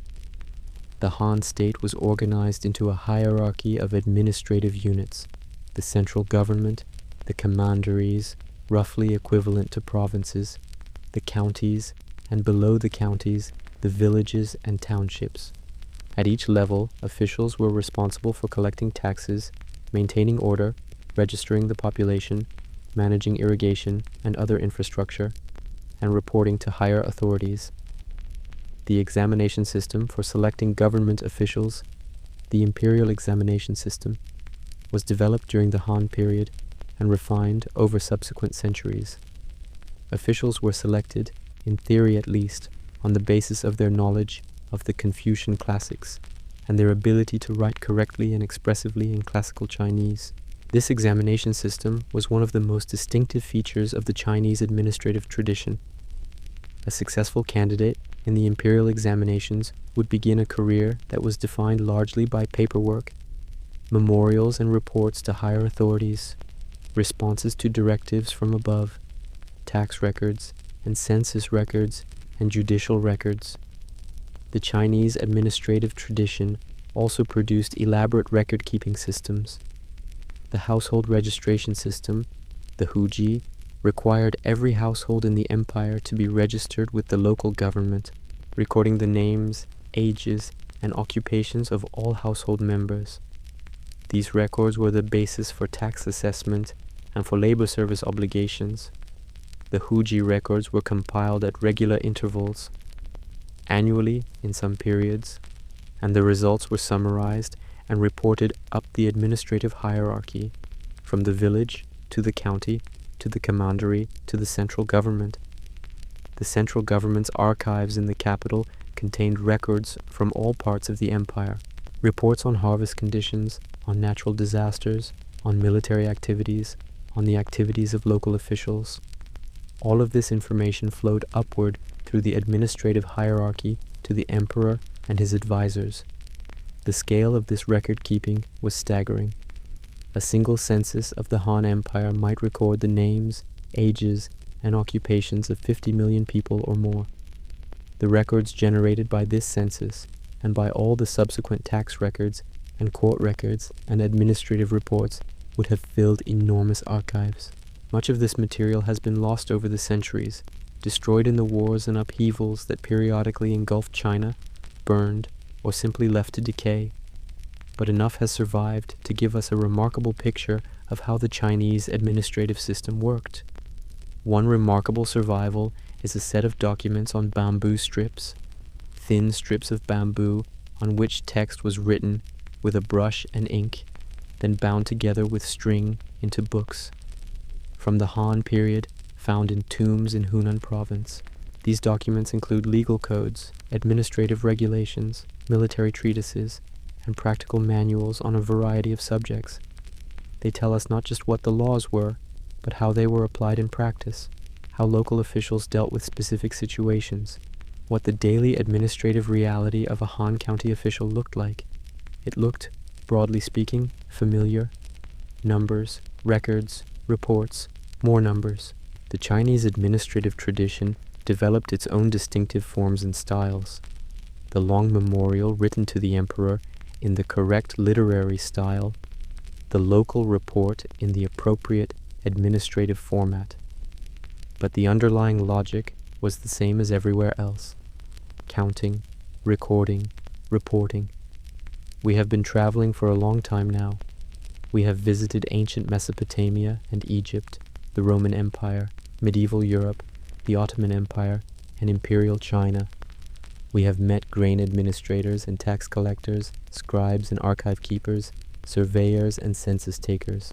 Let us slow down now, even more than before, and rest in this final stretch of the night. It is late. The candles have burned low. The oil in the lamps is almost gone. In a granary somewhere. It could be ancient Ur, it could be medieval England, it could be Ottoman, Anatolia, it could be any of 1,000 places in the long history we have been exploring. A scribe is sitting at their table, working by the last of the lamplight, finishing the day's records. The grain counts are done. The columns have been added up. The totals have been written at the bottom.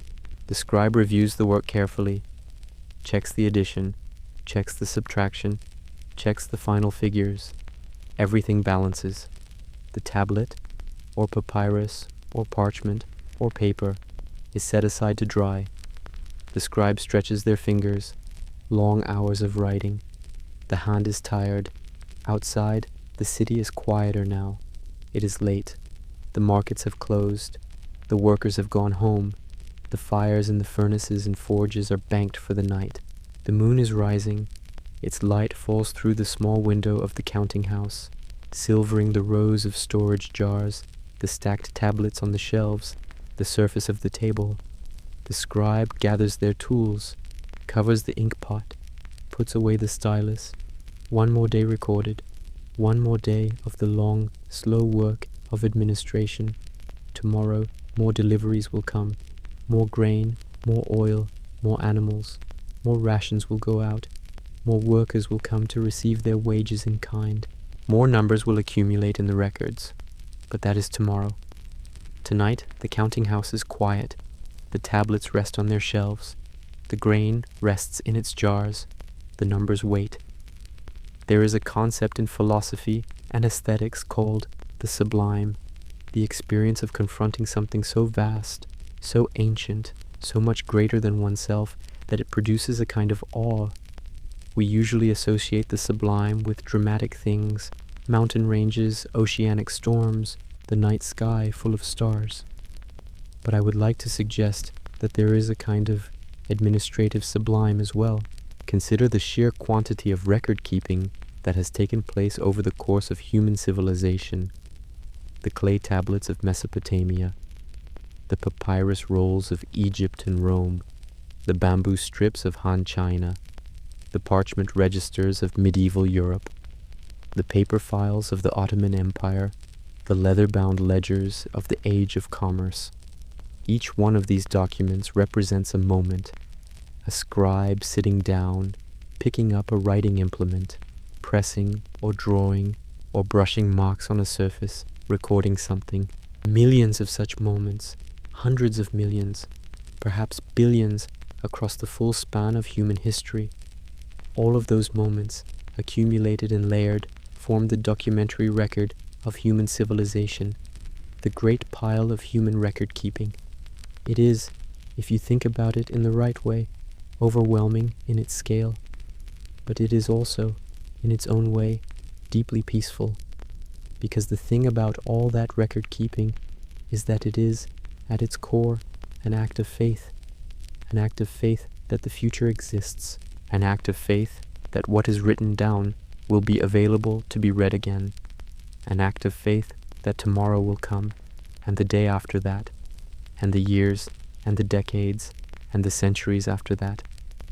A scribe who presses marks into wet clay is assuming that the clay will dry, that the dried tablet will be stored safely, that the storehouse will not burn, that the archive will outlast the administration, that someone someday will want to know how much grain was delivered to this storehouse on this particular day.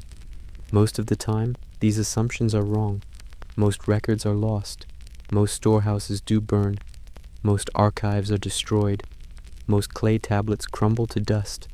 But some survive, and the ones that survive carry with them all the quiet, patient faith of the person who made them, the faith that this moment was worth recording, that these numbers mattered, that the work of knowing, of counting and measuring and writing down was worth doing. That is a very peaceful thing. Let us rest in that peace for a while. The records are kept, the numbers are recorded, the tablets are filed. Tomorrow will come. But for now, it is enough to have counted. It is enough to have written it down. There were, in many ancient administrative systems, officials who worked through the night. Granaries and storehouses needed to be watched. Valuable goods in an accessible building were a temptation for thieves, and even in societies with well-developed legal systems and severe penalties for theft, someone needed to be awake and watching to prevent it. The night watchman, or night watchwoman in some contexts, was a position of some importance in ancient administrative systems. Their job was simple: stay awake through the night, watch over the stored goods, raise the alarm if anything seemed wrong. But the night watches were also long, very long. From sunset to sunrise in summer could be 10 hours or more. 10 hours of sitting in a quiet building, surrounded by the smell of grain and oil, listening to the sounds of the night outside. It is perhaps not surprising that some of the most evocative fragments of ancient literature deal with the experience of the night watch. In ancient Mesopotamia, there are texts that describe the quiet of the night in the city. The dogs barking at distant sounds, the wind moving through the date palms, the stars reflected in the still water of the canal. In ancient Egypt, there are hymns to the night, texts that speak of the beautiful night, the time when the world is still and the gods are at rest. These texts were probably not written by night watchmen, but they reflect an experience that was deeply familiar to the people of the ancient world, the experience of being awake in the quiet hours of the night, listening to the world breathe. Let us imagine that experience now. You are in a storehouse. It is deep night, the middle of the night when the darkness is deepest and the silence is most complete. Around you, the great clay jars of grain stand in their rows, faintly visible in the moonlight that comes through the high windows. The night is still. Outside, very faintly, you can hear the sounds of the city, a dog barking far away, the distant sound of water in a canal, the occasional call of a night bird. Inside, it is quiet. You sit on your bench, wrapped in a cloak. You are not sleepy. Well, perhaps a little sleepy, but you have duties. You watch. The moonlight moves slowly across the floor as the hours pass. The shadows of the jars elongate and shift. It is very quiet, very still, very peaceful. The grain sleeps in its jars. You breathe slowly, steadily, watching the night pass. Hours go by. The first gray light of dawn begins to show at the eastern windows. Another night has passed. The grain is safe. The records are intact. You stretch, stand up. The morning shift will arrive soon. You have done your duty. At the end of every day, every week, every season, every year, the ancient administrators would close their archives. The tablets would be checked. The totals would be verified. The summary documents would be prepared and sealed. The archive would be locked. In some cases, there were elaborate closing rituals. In the great temples of Mesopotamia, the sealing of the archive was accompanied by specific prayers and offerings, acknowledging that the records were accurate and complete. In other contexts, the closing was more prosaic. A clerk would go through the day's documents, check that everything was in order, file the completed tablets in their proper places, and lock the archive door. But in every case, the closing of the archive was an acknowledgement that a period of time had ended. The day was done. The accounts were settled, at least for now. The numbers were recorded. Tomorrow, the archive would open again. New transactions would be recorded. New numbers would accumulate. But for now, it was done. There is something deeply satisfying about this image. The archive, closed and quiet, its contents safely preserved, awaiting the morning. Let us close our own archive for tonight. We have traveled far and wide through the history of human administration. We have visited granaries and counting houses and archive rooms. We have met scribes and clerks and administrators from ancient Mesopotamia to the Ottoman Empire.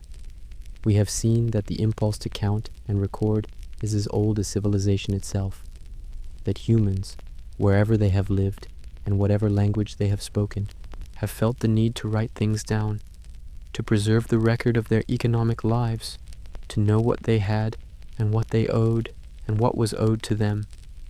And we have seen that this work, while not dramatic, was essential. Without the grain administrators of ancient Uruk, the city could not have fed itself. Without the tax collectors of the Roman Empire, the empire could not have maintained its armies and roads and administration. Without the scribes of the Ottoman Empire, the empire could not have managed its enormous territories. The quiet, repetitive work of record-keeping is the foundation on which all of civilization rests. And now it is very late, and very quiet, and we are very still.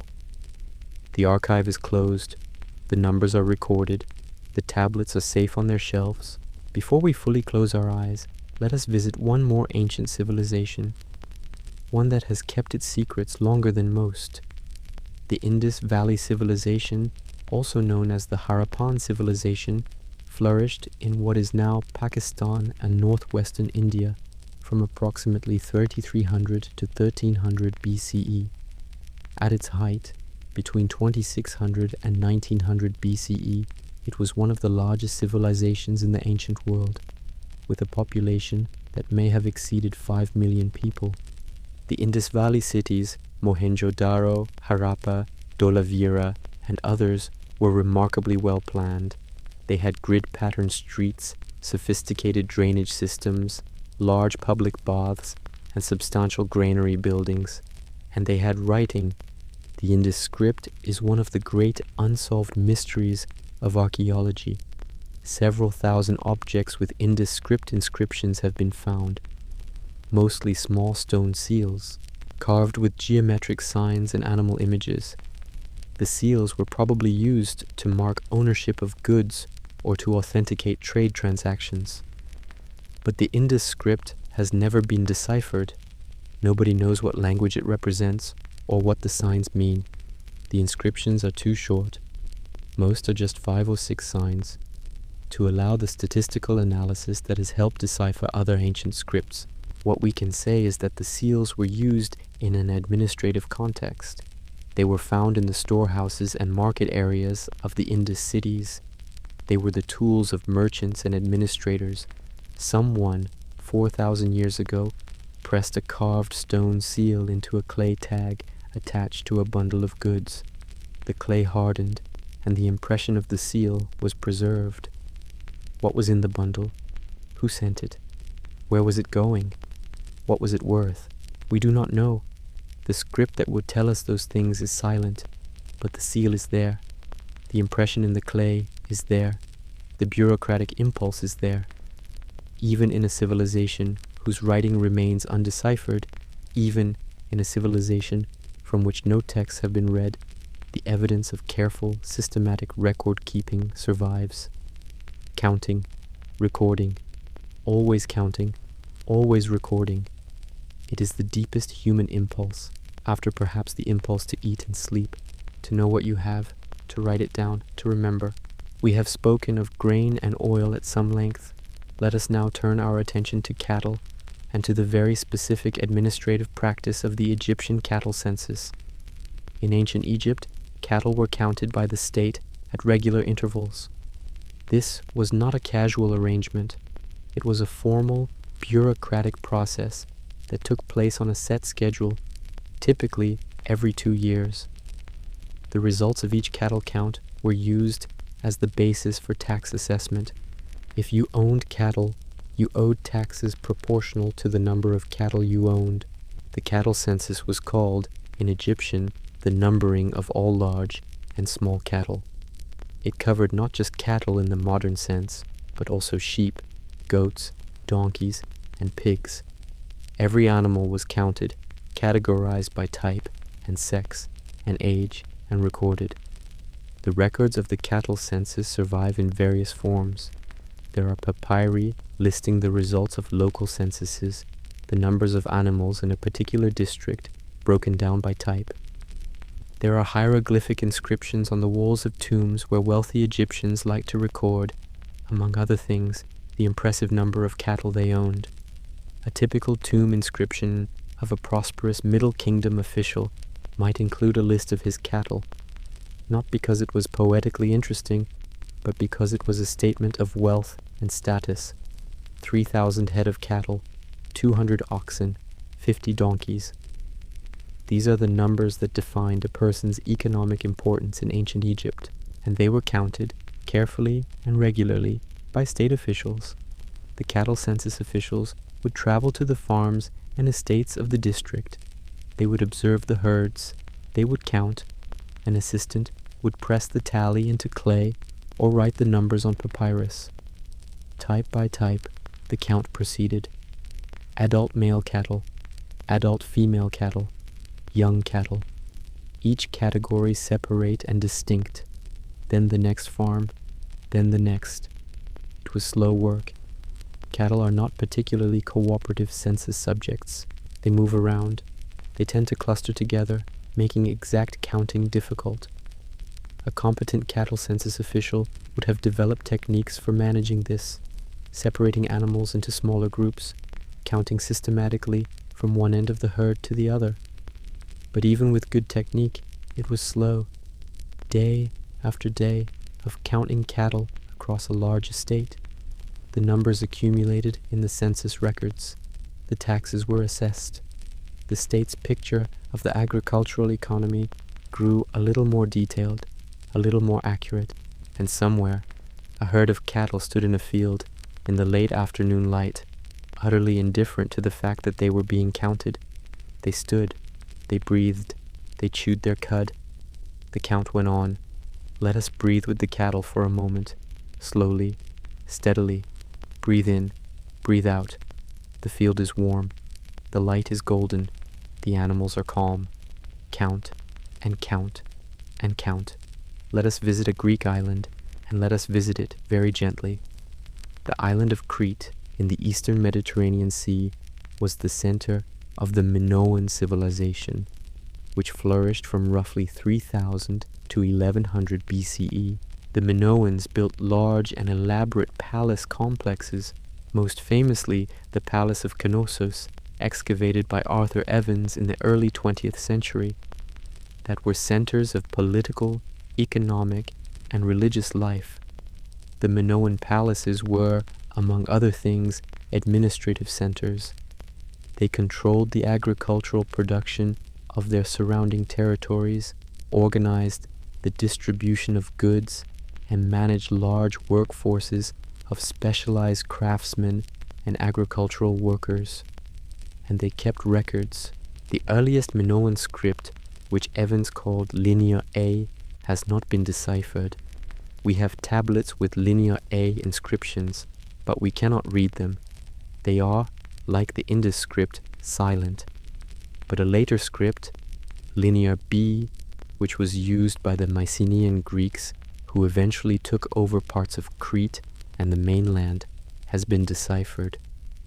T was deciphered in 1952 by an architect named Michael Ventris, who realized that the language behind the script was an early form of Greek. The Linear B tablets that have been found at Knossos and at Mycenaean sites on the Greek mainland are, overwhelmingly, administrative documents, lists of goods, lists of workers, lists of land allocations, inventories of stores. They tell us about the palatial economy of the late Bronze Age Aegean, an economy organized around the palace, with extensive redistribution of goods through the palace administration. One of the most common types of Linear B tablet is the livestock tablet, which records animals, sheep, cattle, goats, pigs, held by various herdsmen on behalf of the palace. The tablets record the name of the herdsman, the type of animals, the quantity, and sometimes the location where the animals were grazing. A typical tablet might read, in translation, Shepherd Wawokos, at Pylos, 70 sheep, or Herdsman Alxoitas, 50 rams, 50 ewes, at the grove of Poseidon. The tablets also record textile production. The palace at Knossos organized the production of wool textiles on a large scale, with hundreds of women workers engaged in spinning and weaving. The tablets record allocations of wool to workers and the expected output of cloth from each workshop. The tablets record grain allocations to workers. They record the contents of storerooms. They record land grants to officials and religious institutions. They are, in short, a miniature version of the Mesopotamian administrative tradition that we have been exploring. The same logic of centralized control, systematic record-keeping, and redistribution of goods through a palace or temple administration, adapted to a different geography and a different language. The Linear B tablets survived because the palaces that housed them burned. Fire destroyed the wooden shelving and the organic materials in the archives. But the clay tablets, which would not normally have been fired, were accidentally baked hard by the flames. They survived in the rubble of the destroyed palaces to be excavated thousands of years later. There is a melancholy irony in this. The administrative records of the Minoan and Mycenaean civilizations survived precisely because those civilizations were destroyed, but they survived. And now they sit in museums in Athens and Heraklion and Oxford, small clay tablets inscribed with the neat, angular signs of linear B, recording the sheep and the grain and the textiles of a Bronze Age palace economy, very small and very old and very quiet. The Silk Road was not really a single road. It was a network of routes, overland and maritime, that connected China in the east to the Mediterranean world in the west, passing through Central Asia, Persia, and the Arabian Peninsula. Along these routes, merchants transported silk, spices, glass, metals, and many other goods over enormous distances. The Silk Road was, at its height, in the first millennium CE, one of the most important commercial networks in the world, and like all commercial networks, it required warehousing and record-keeping and administration. At the major stopping points along the overland routes, at oasis towns in the Tarim Basin, at mountain passes in the Pamirs, at city-states in Central Asia, there were caravanserais, large inns where merchants could stop, rest, and store their goods. The caravanserai was essentially a combination of hotel, stable, and warehouse. A large courtyard surrounded by rooms where merchants could sleep, and shops where they could buy supplies, with a central space for the animals. Goods were stored in secure rooms, often locked and sealed with the merchant's own seal, and the contents were recorded. Warehouse keepers at the major caravanserais maintained records of goods deposited and goods withdrawn. They issued receipts. They maintained inventories. The commercial documents that survived from the Silk Road, many of them written on paper in Sogdian, the language of the merchants who dominated Central Asian trade in the first millennium CE, include letters of credit, contracts of sale, receipts for goods deposited, and correspondence between merchants at different points on the route. These documents give us a very specific picture of commercial life on the Silk Road. A merchant in Samarkand writes to a colleague in a Chinese border town asking about the price of silk and the current conditions on a particular route. A warehouse keeper in an oasis town sends a receipt to a merchant for goods left in storage. The language of these documents is practical and businesslike. No poetry, no philosophy, no grand statements. Just the details of commerce, what goods, in what quantities, at what prices, on what dates. This is the administrative reality behind the romantic image of the Silk Road. The romantic image involves camel caravans crossing endless deserts, spices and silks gleaming in the moonlight, adventurous merchants bargaining in exotic bazaars. The administrative reality involves warehouse receipts, carefully noted inventories, and letters asking about the price of pepper. Both are true, of course. The romance and the paperwork coexisted, as they have always done in commerce. But it is the paperwork that tells us how it actually worked. The history of accounting has many milestones, but one of the most important, one of the most world-changing administrative innovations of the medieval period is the development of double-entry bookkeeping in northern Italy in the 13th and 14th centuries. Before double-entry bookkeeping, merchants kept accounts in a simple way. Incoming money was recorded on one side of a ledger, outgoing money on the other. The difference was your profit or loss. This system worked more or less for simple commercial operations, but as commercial operations became more complex, as merchants began to operate through partnerships, through agents in distant cities, through complex credit arrangements, the simple system became inadequate. Double-entry bookkeeping solved this problem. In a double-entry system, every transaction is recorded twice, once as a debit in one account, and once as a credit in another account. The two entries must always balance. Every debit must be matched by a corresponding credit. This makes it possible to detect errors, to track the flow of resources through a complex organization, and to produce an accurate picture of the financial state of the business at any given moment. The technique was described and codified by the Italian mathematician Luca Pacioli in his 1494 book, which included a section on bookkeeping methods used by Venetian merchants. This section, the particularis de computis et scripturis, became the standard reference for accounting practice in Europe for the next several centuries. The merchants of medieval Italy, of Venice, Florence, Genoa, Pisa, were the most sophisticated commercial operators in Europe. They dealt in cloth, spices, metals, grain, and money. They maintained offices in cities across Europe and the Mediterranean. They extended credit over long distances and long time periods. They operated through complex partnerships and correspondent relationships, and they kept records, very careful, very systematic, very detailed records. The ledgers of the great Italian merchant companies of the 14th and 15th centuries, the Bardi, the Peruzzi, the Medici, are some of the most important commercial documents to survive from the medieval period. They are not exciting reading. They are not, in any ordinary sense, interesting. They are columns of numbers, debits and credits, pounds, shillings and denarii, florins and ducats and lire, but they tell us an enormous amount about the medieval commercial economy, about prices, about trade flows, about credit networks, about the economic relationships between different parts of Europe and the Mediterranean. A Florentine merchant in 1380, sitting in his counting house on the Via dei Banchieri, dipping his quill in ink and writing entries in his ledger, was doing something that is recognizably the same thing that an accountant in a modern company does when they enter transactions in a computerized accounting system. The technology is different, the scale is different, the currency is different, but the logic is identical. Debit, credit.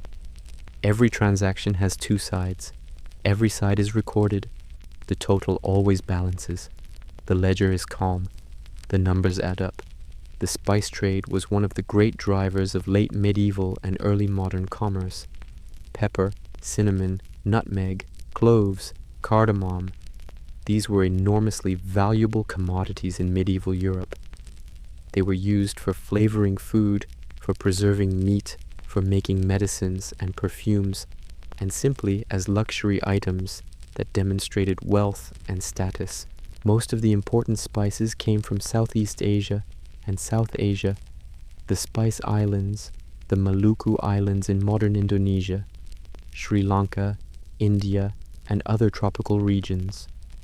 Getting these spices to European consumers required a very long supply chain, passing through many intermediaries and many different political and economic systems, and each step of that supply chain was documented.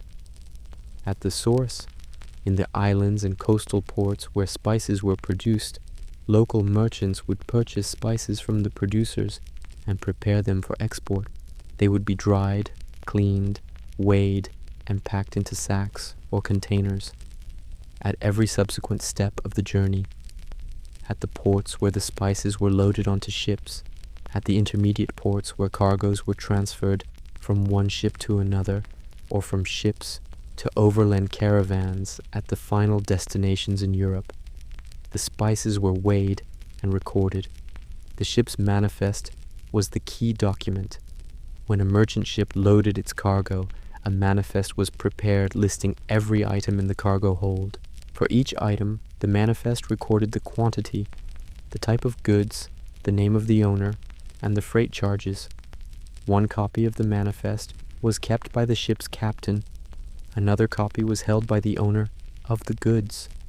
Sometimes additional copies were made and sent ahead by faster means to the destination port. When the ship arrived, the manifest was checked against the actual cargo. Everything tallied. The goods were unloaded and delivered to their owners. Discrepancy. Inquiries followed. The manifests of the great trading ventures of the 15th and 16th centuries tell us an enormous amount about the quantities of goods in circulation, the routes they traveled, the merchants who owned them. A Venetian galley arriving at the docks after a voyage from Alexandria in the early 15th century might carry 2,000 sacks of pepper from the Malabar coast, weighing a total of 320 cantara, 500 bundles of cinnamon from Ceylon, 120 jars of ginger, various quantities of other spices, silk fabrics in various colors and quantities, cotton cloth, and small quantities of other luxury goods. The manifest lists each item.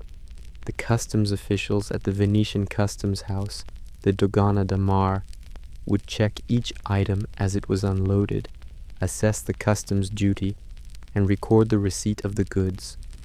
Another set of records, another pile of documents, another counting. The spices will eventually be distributed to merchants across Europe. They will flavor food and make medicine and be worn as perfume.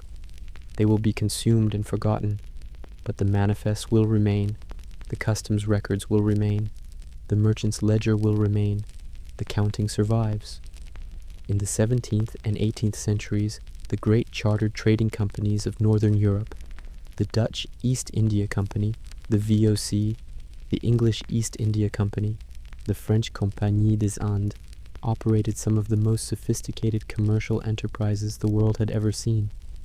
These companies had monopolies on trade with specific regions, with the East Indies, Southeast Asia, and South Asia, with China, with Japan, with various parts of Africa and the Americas. They maintained fleets of ships, forts, and trading posts in distant countries, armies of company employees, and offices in the major European ports. And they generated extraordinary quantities of paper. The archives of the Dutch East India Company, the VOC, which operated from 1602 to 1799, are one of the largest archival collections in the world. The VOC archives in the National Archive in The Hague contain approximately 25 million pages of documents. 25 million pages. These documents record every aspect of the company's operations, the voyages of individual ships, the cargoes they carried, the prices they paid and received, the conditions they encountered, the deaths of sailors at sea or in tropical ports, the disputes with local rulers, the negotiations with competitors. They record the trade in pepper and spice, in silk and cotton, in tea and coffee and porcelain. They record the movement of silver from the Americas through Europe to Asia, where it purchased the goods that European consumers craved. They record the brutal realities of the colonial trade system, the coerced labor, the monopolistic practices, the violence that underlay the profitable commerce. But alongside all of that history, the dramatic and sometimes terrible history of European colonialism and commercial expansion, there are the mundane records, the inventory of goods in the warehouse at Batavia, modern Jakarta. In the year 1680, so many bales of this, so many jars of that, so many chests of the other. The daily journal of a warehouse keeper in a small trading post in Bengal, recording the arrival and departure of goods, the wages paid to local workers, the prices negotiated with local merchants. The ship's log of a VOC vessel on a routine voyage from Amsterdam to the Cape of Good Hope, weather conditions, course corrections, distances covered, provisions consumed, day after day, page after page. The VOC employed hundreds of scribes and accountants in the Netherlands and thousands more in its overseas operations. They worked in offices in Amsterdam and Batavia and Nagasaki and Cape Town and Malacca and dozens of other places. They wrote and wrote and wrote. In Amsterdam, the VOC's headquarters, the Oost-Indisch Huis, contained an archive room where completed records were stored. The archives grew steadily over nearly 2 centuries of operations until by the time the company was dissolved in 1799, they were enormous. After the company's dissolution, the archives were transferred to the Dutch government, and they have been maintained and catalogued since then. Much of the collection has been digitized and is now accessible online. 25 million pages of commercial and administrative documents, available to anyone with an internet connection and a tolerance for reading 17th century Dutch. If you are, somehow, still awake at this point in our journey, I recommend the VOC archives as excellent late-night reading. Throughout human history, states have periodically attempted to count their populations. The census, the systematic enumeration of the people living within a territory, is one of the oldest administrative activities. We have already mentioned the Roman census, the Egyptian cattle census, the Ur-Thethri labor accounts, and the Domesday Book. Each of these was, in some sense, a census, a systematic attempt to record who was there and what they had. The earliest censuses were primarily fiscal in purpose. You counted people in order to know how many taxes you could collect, how many soldiers you could conscript, how much labor you could mobilize for public works. The census was a tool of state power, but over time, the census also became a tool of knowledge, a way of understanding the social and demographic structure of a population, tracking changes over time, identifying problems, informing policy.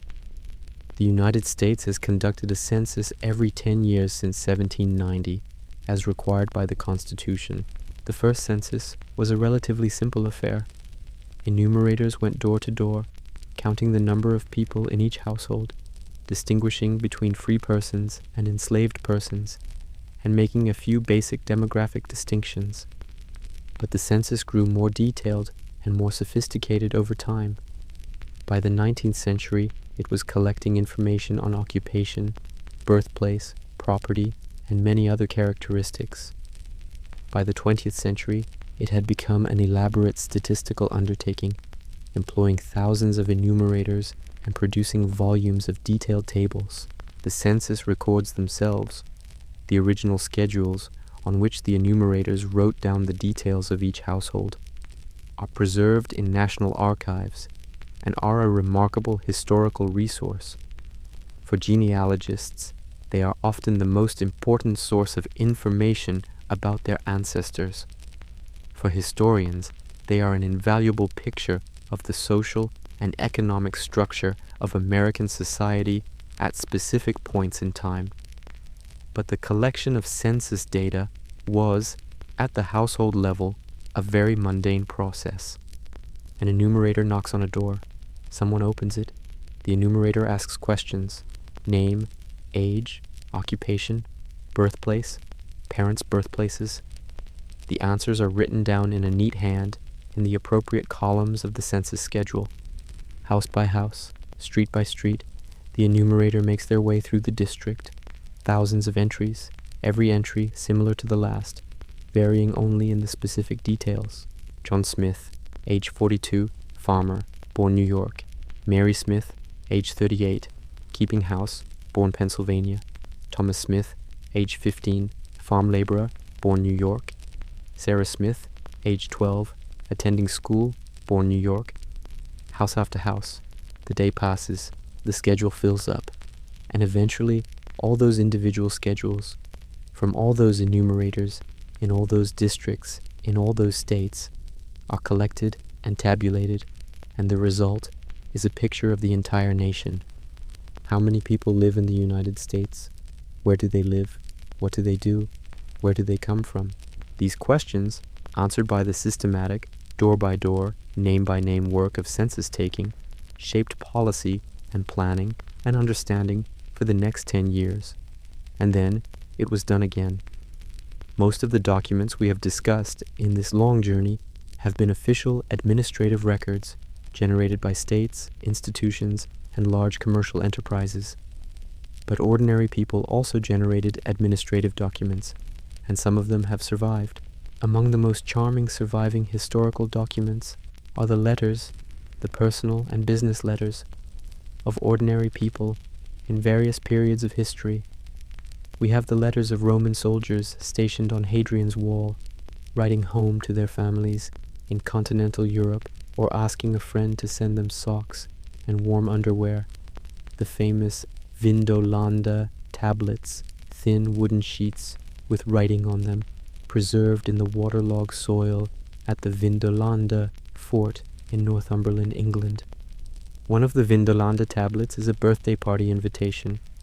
A woman named Claudia Severa writes to her friend Sulpicia Lepidina, inviting her to come to a birthday celebration.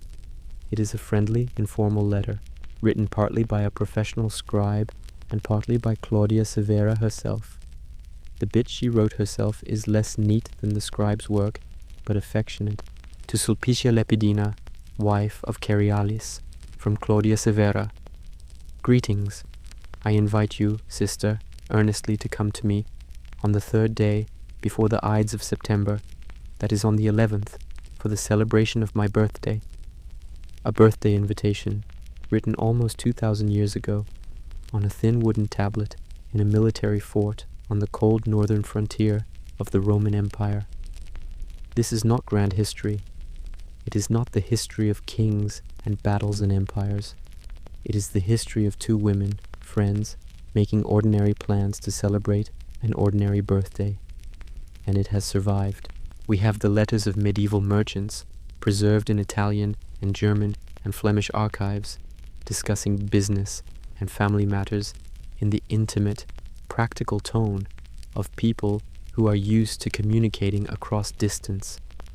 We have the letters of ordinary Egyptians in the Roman period, preserved on papyrus, discussing family quarrels and money problems and the difficulty of getting things done. We have the letters of soldiers in every war, writing home about the tedium and discomfort of military life, asking for packages of food and warm clothes, expressing hope that the whole thing will be over soon. All of these letters, all these voices from the past, survived because someone thought them important enough to preserve, or because they were accidentally buried or lost in circumstances that happened to be favorable to preservation. Most letters were not preserved. Most were read and then discarded. The letters that survive are a tiny fraction of all the letters ever written, but what survives is enough to remind us that behind all the official records and tax registers and administrative documents, there were people who had friends and families, people who celebrated birthdays, people who needed socks, people like us who got tired and went to sleep. We have been traveling together for a long time now. We have covered perhaps 5,000 years of human administrative history, from the clay tablets of ancient Uruk to the census records of 19th century America. We have visited granaries and counting houses, archives and caravanserais, monastic scriptoria and merchant counting houses. And what have we found?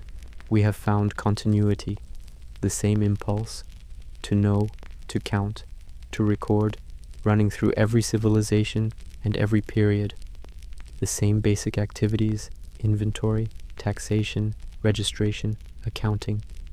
The same basic tools, writing, numbering, filing, different materials, different scripts, different languages, different contexts, but the same underlying human activity. There is something very comforting about this continuity. We are not so different from the scribe sitting in ancient Uruk, pressing marks into wet clay by lamplight. We do the same things they did, in a somewhat different way.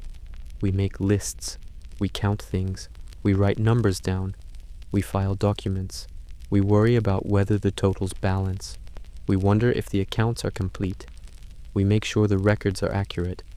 This is the human condition, or at least a very large part of it, not the heroic part, the battles and the discoveries and the artistic achievements, but the quiet, persistent, necessary part, the part that keeps things running, the part that makes tomorrow possible by knowing what we have today. It is not exciting. It has never been exciting, but it has always been important. And now, having traced this long continuity, having followed the thread from ancient Mesopotamia to the modern world, we can let it rest. The records are complete. The accounts balance. The archive is closed. If you are here, the words have carried you a long way. You have crossed 5,000 years of human history, from the clay tablets of ancient Mesopotamia to the digital archives of the modern world.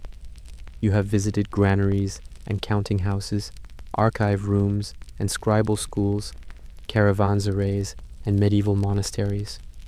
You have learned about grain, about oil, about cattle and sheep, and the patient work of counting them, about scribes and their training, their tools, their long days of careful writing, about the canals that brought water to ancient fields, and the officials who maintained them, about the roads of Rome, and the ships of the spice trade, and the warehouses of the Dutch East India Company.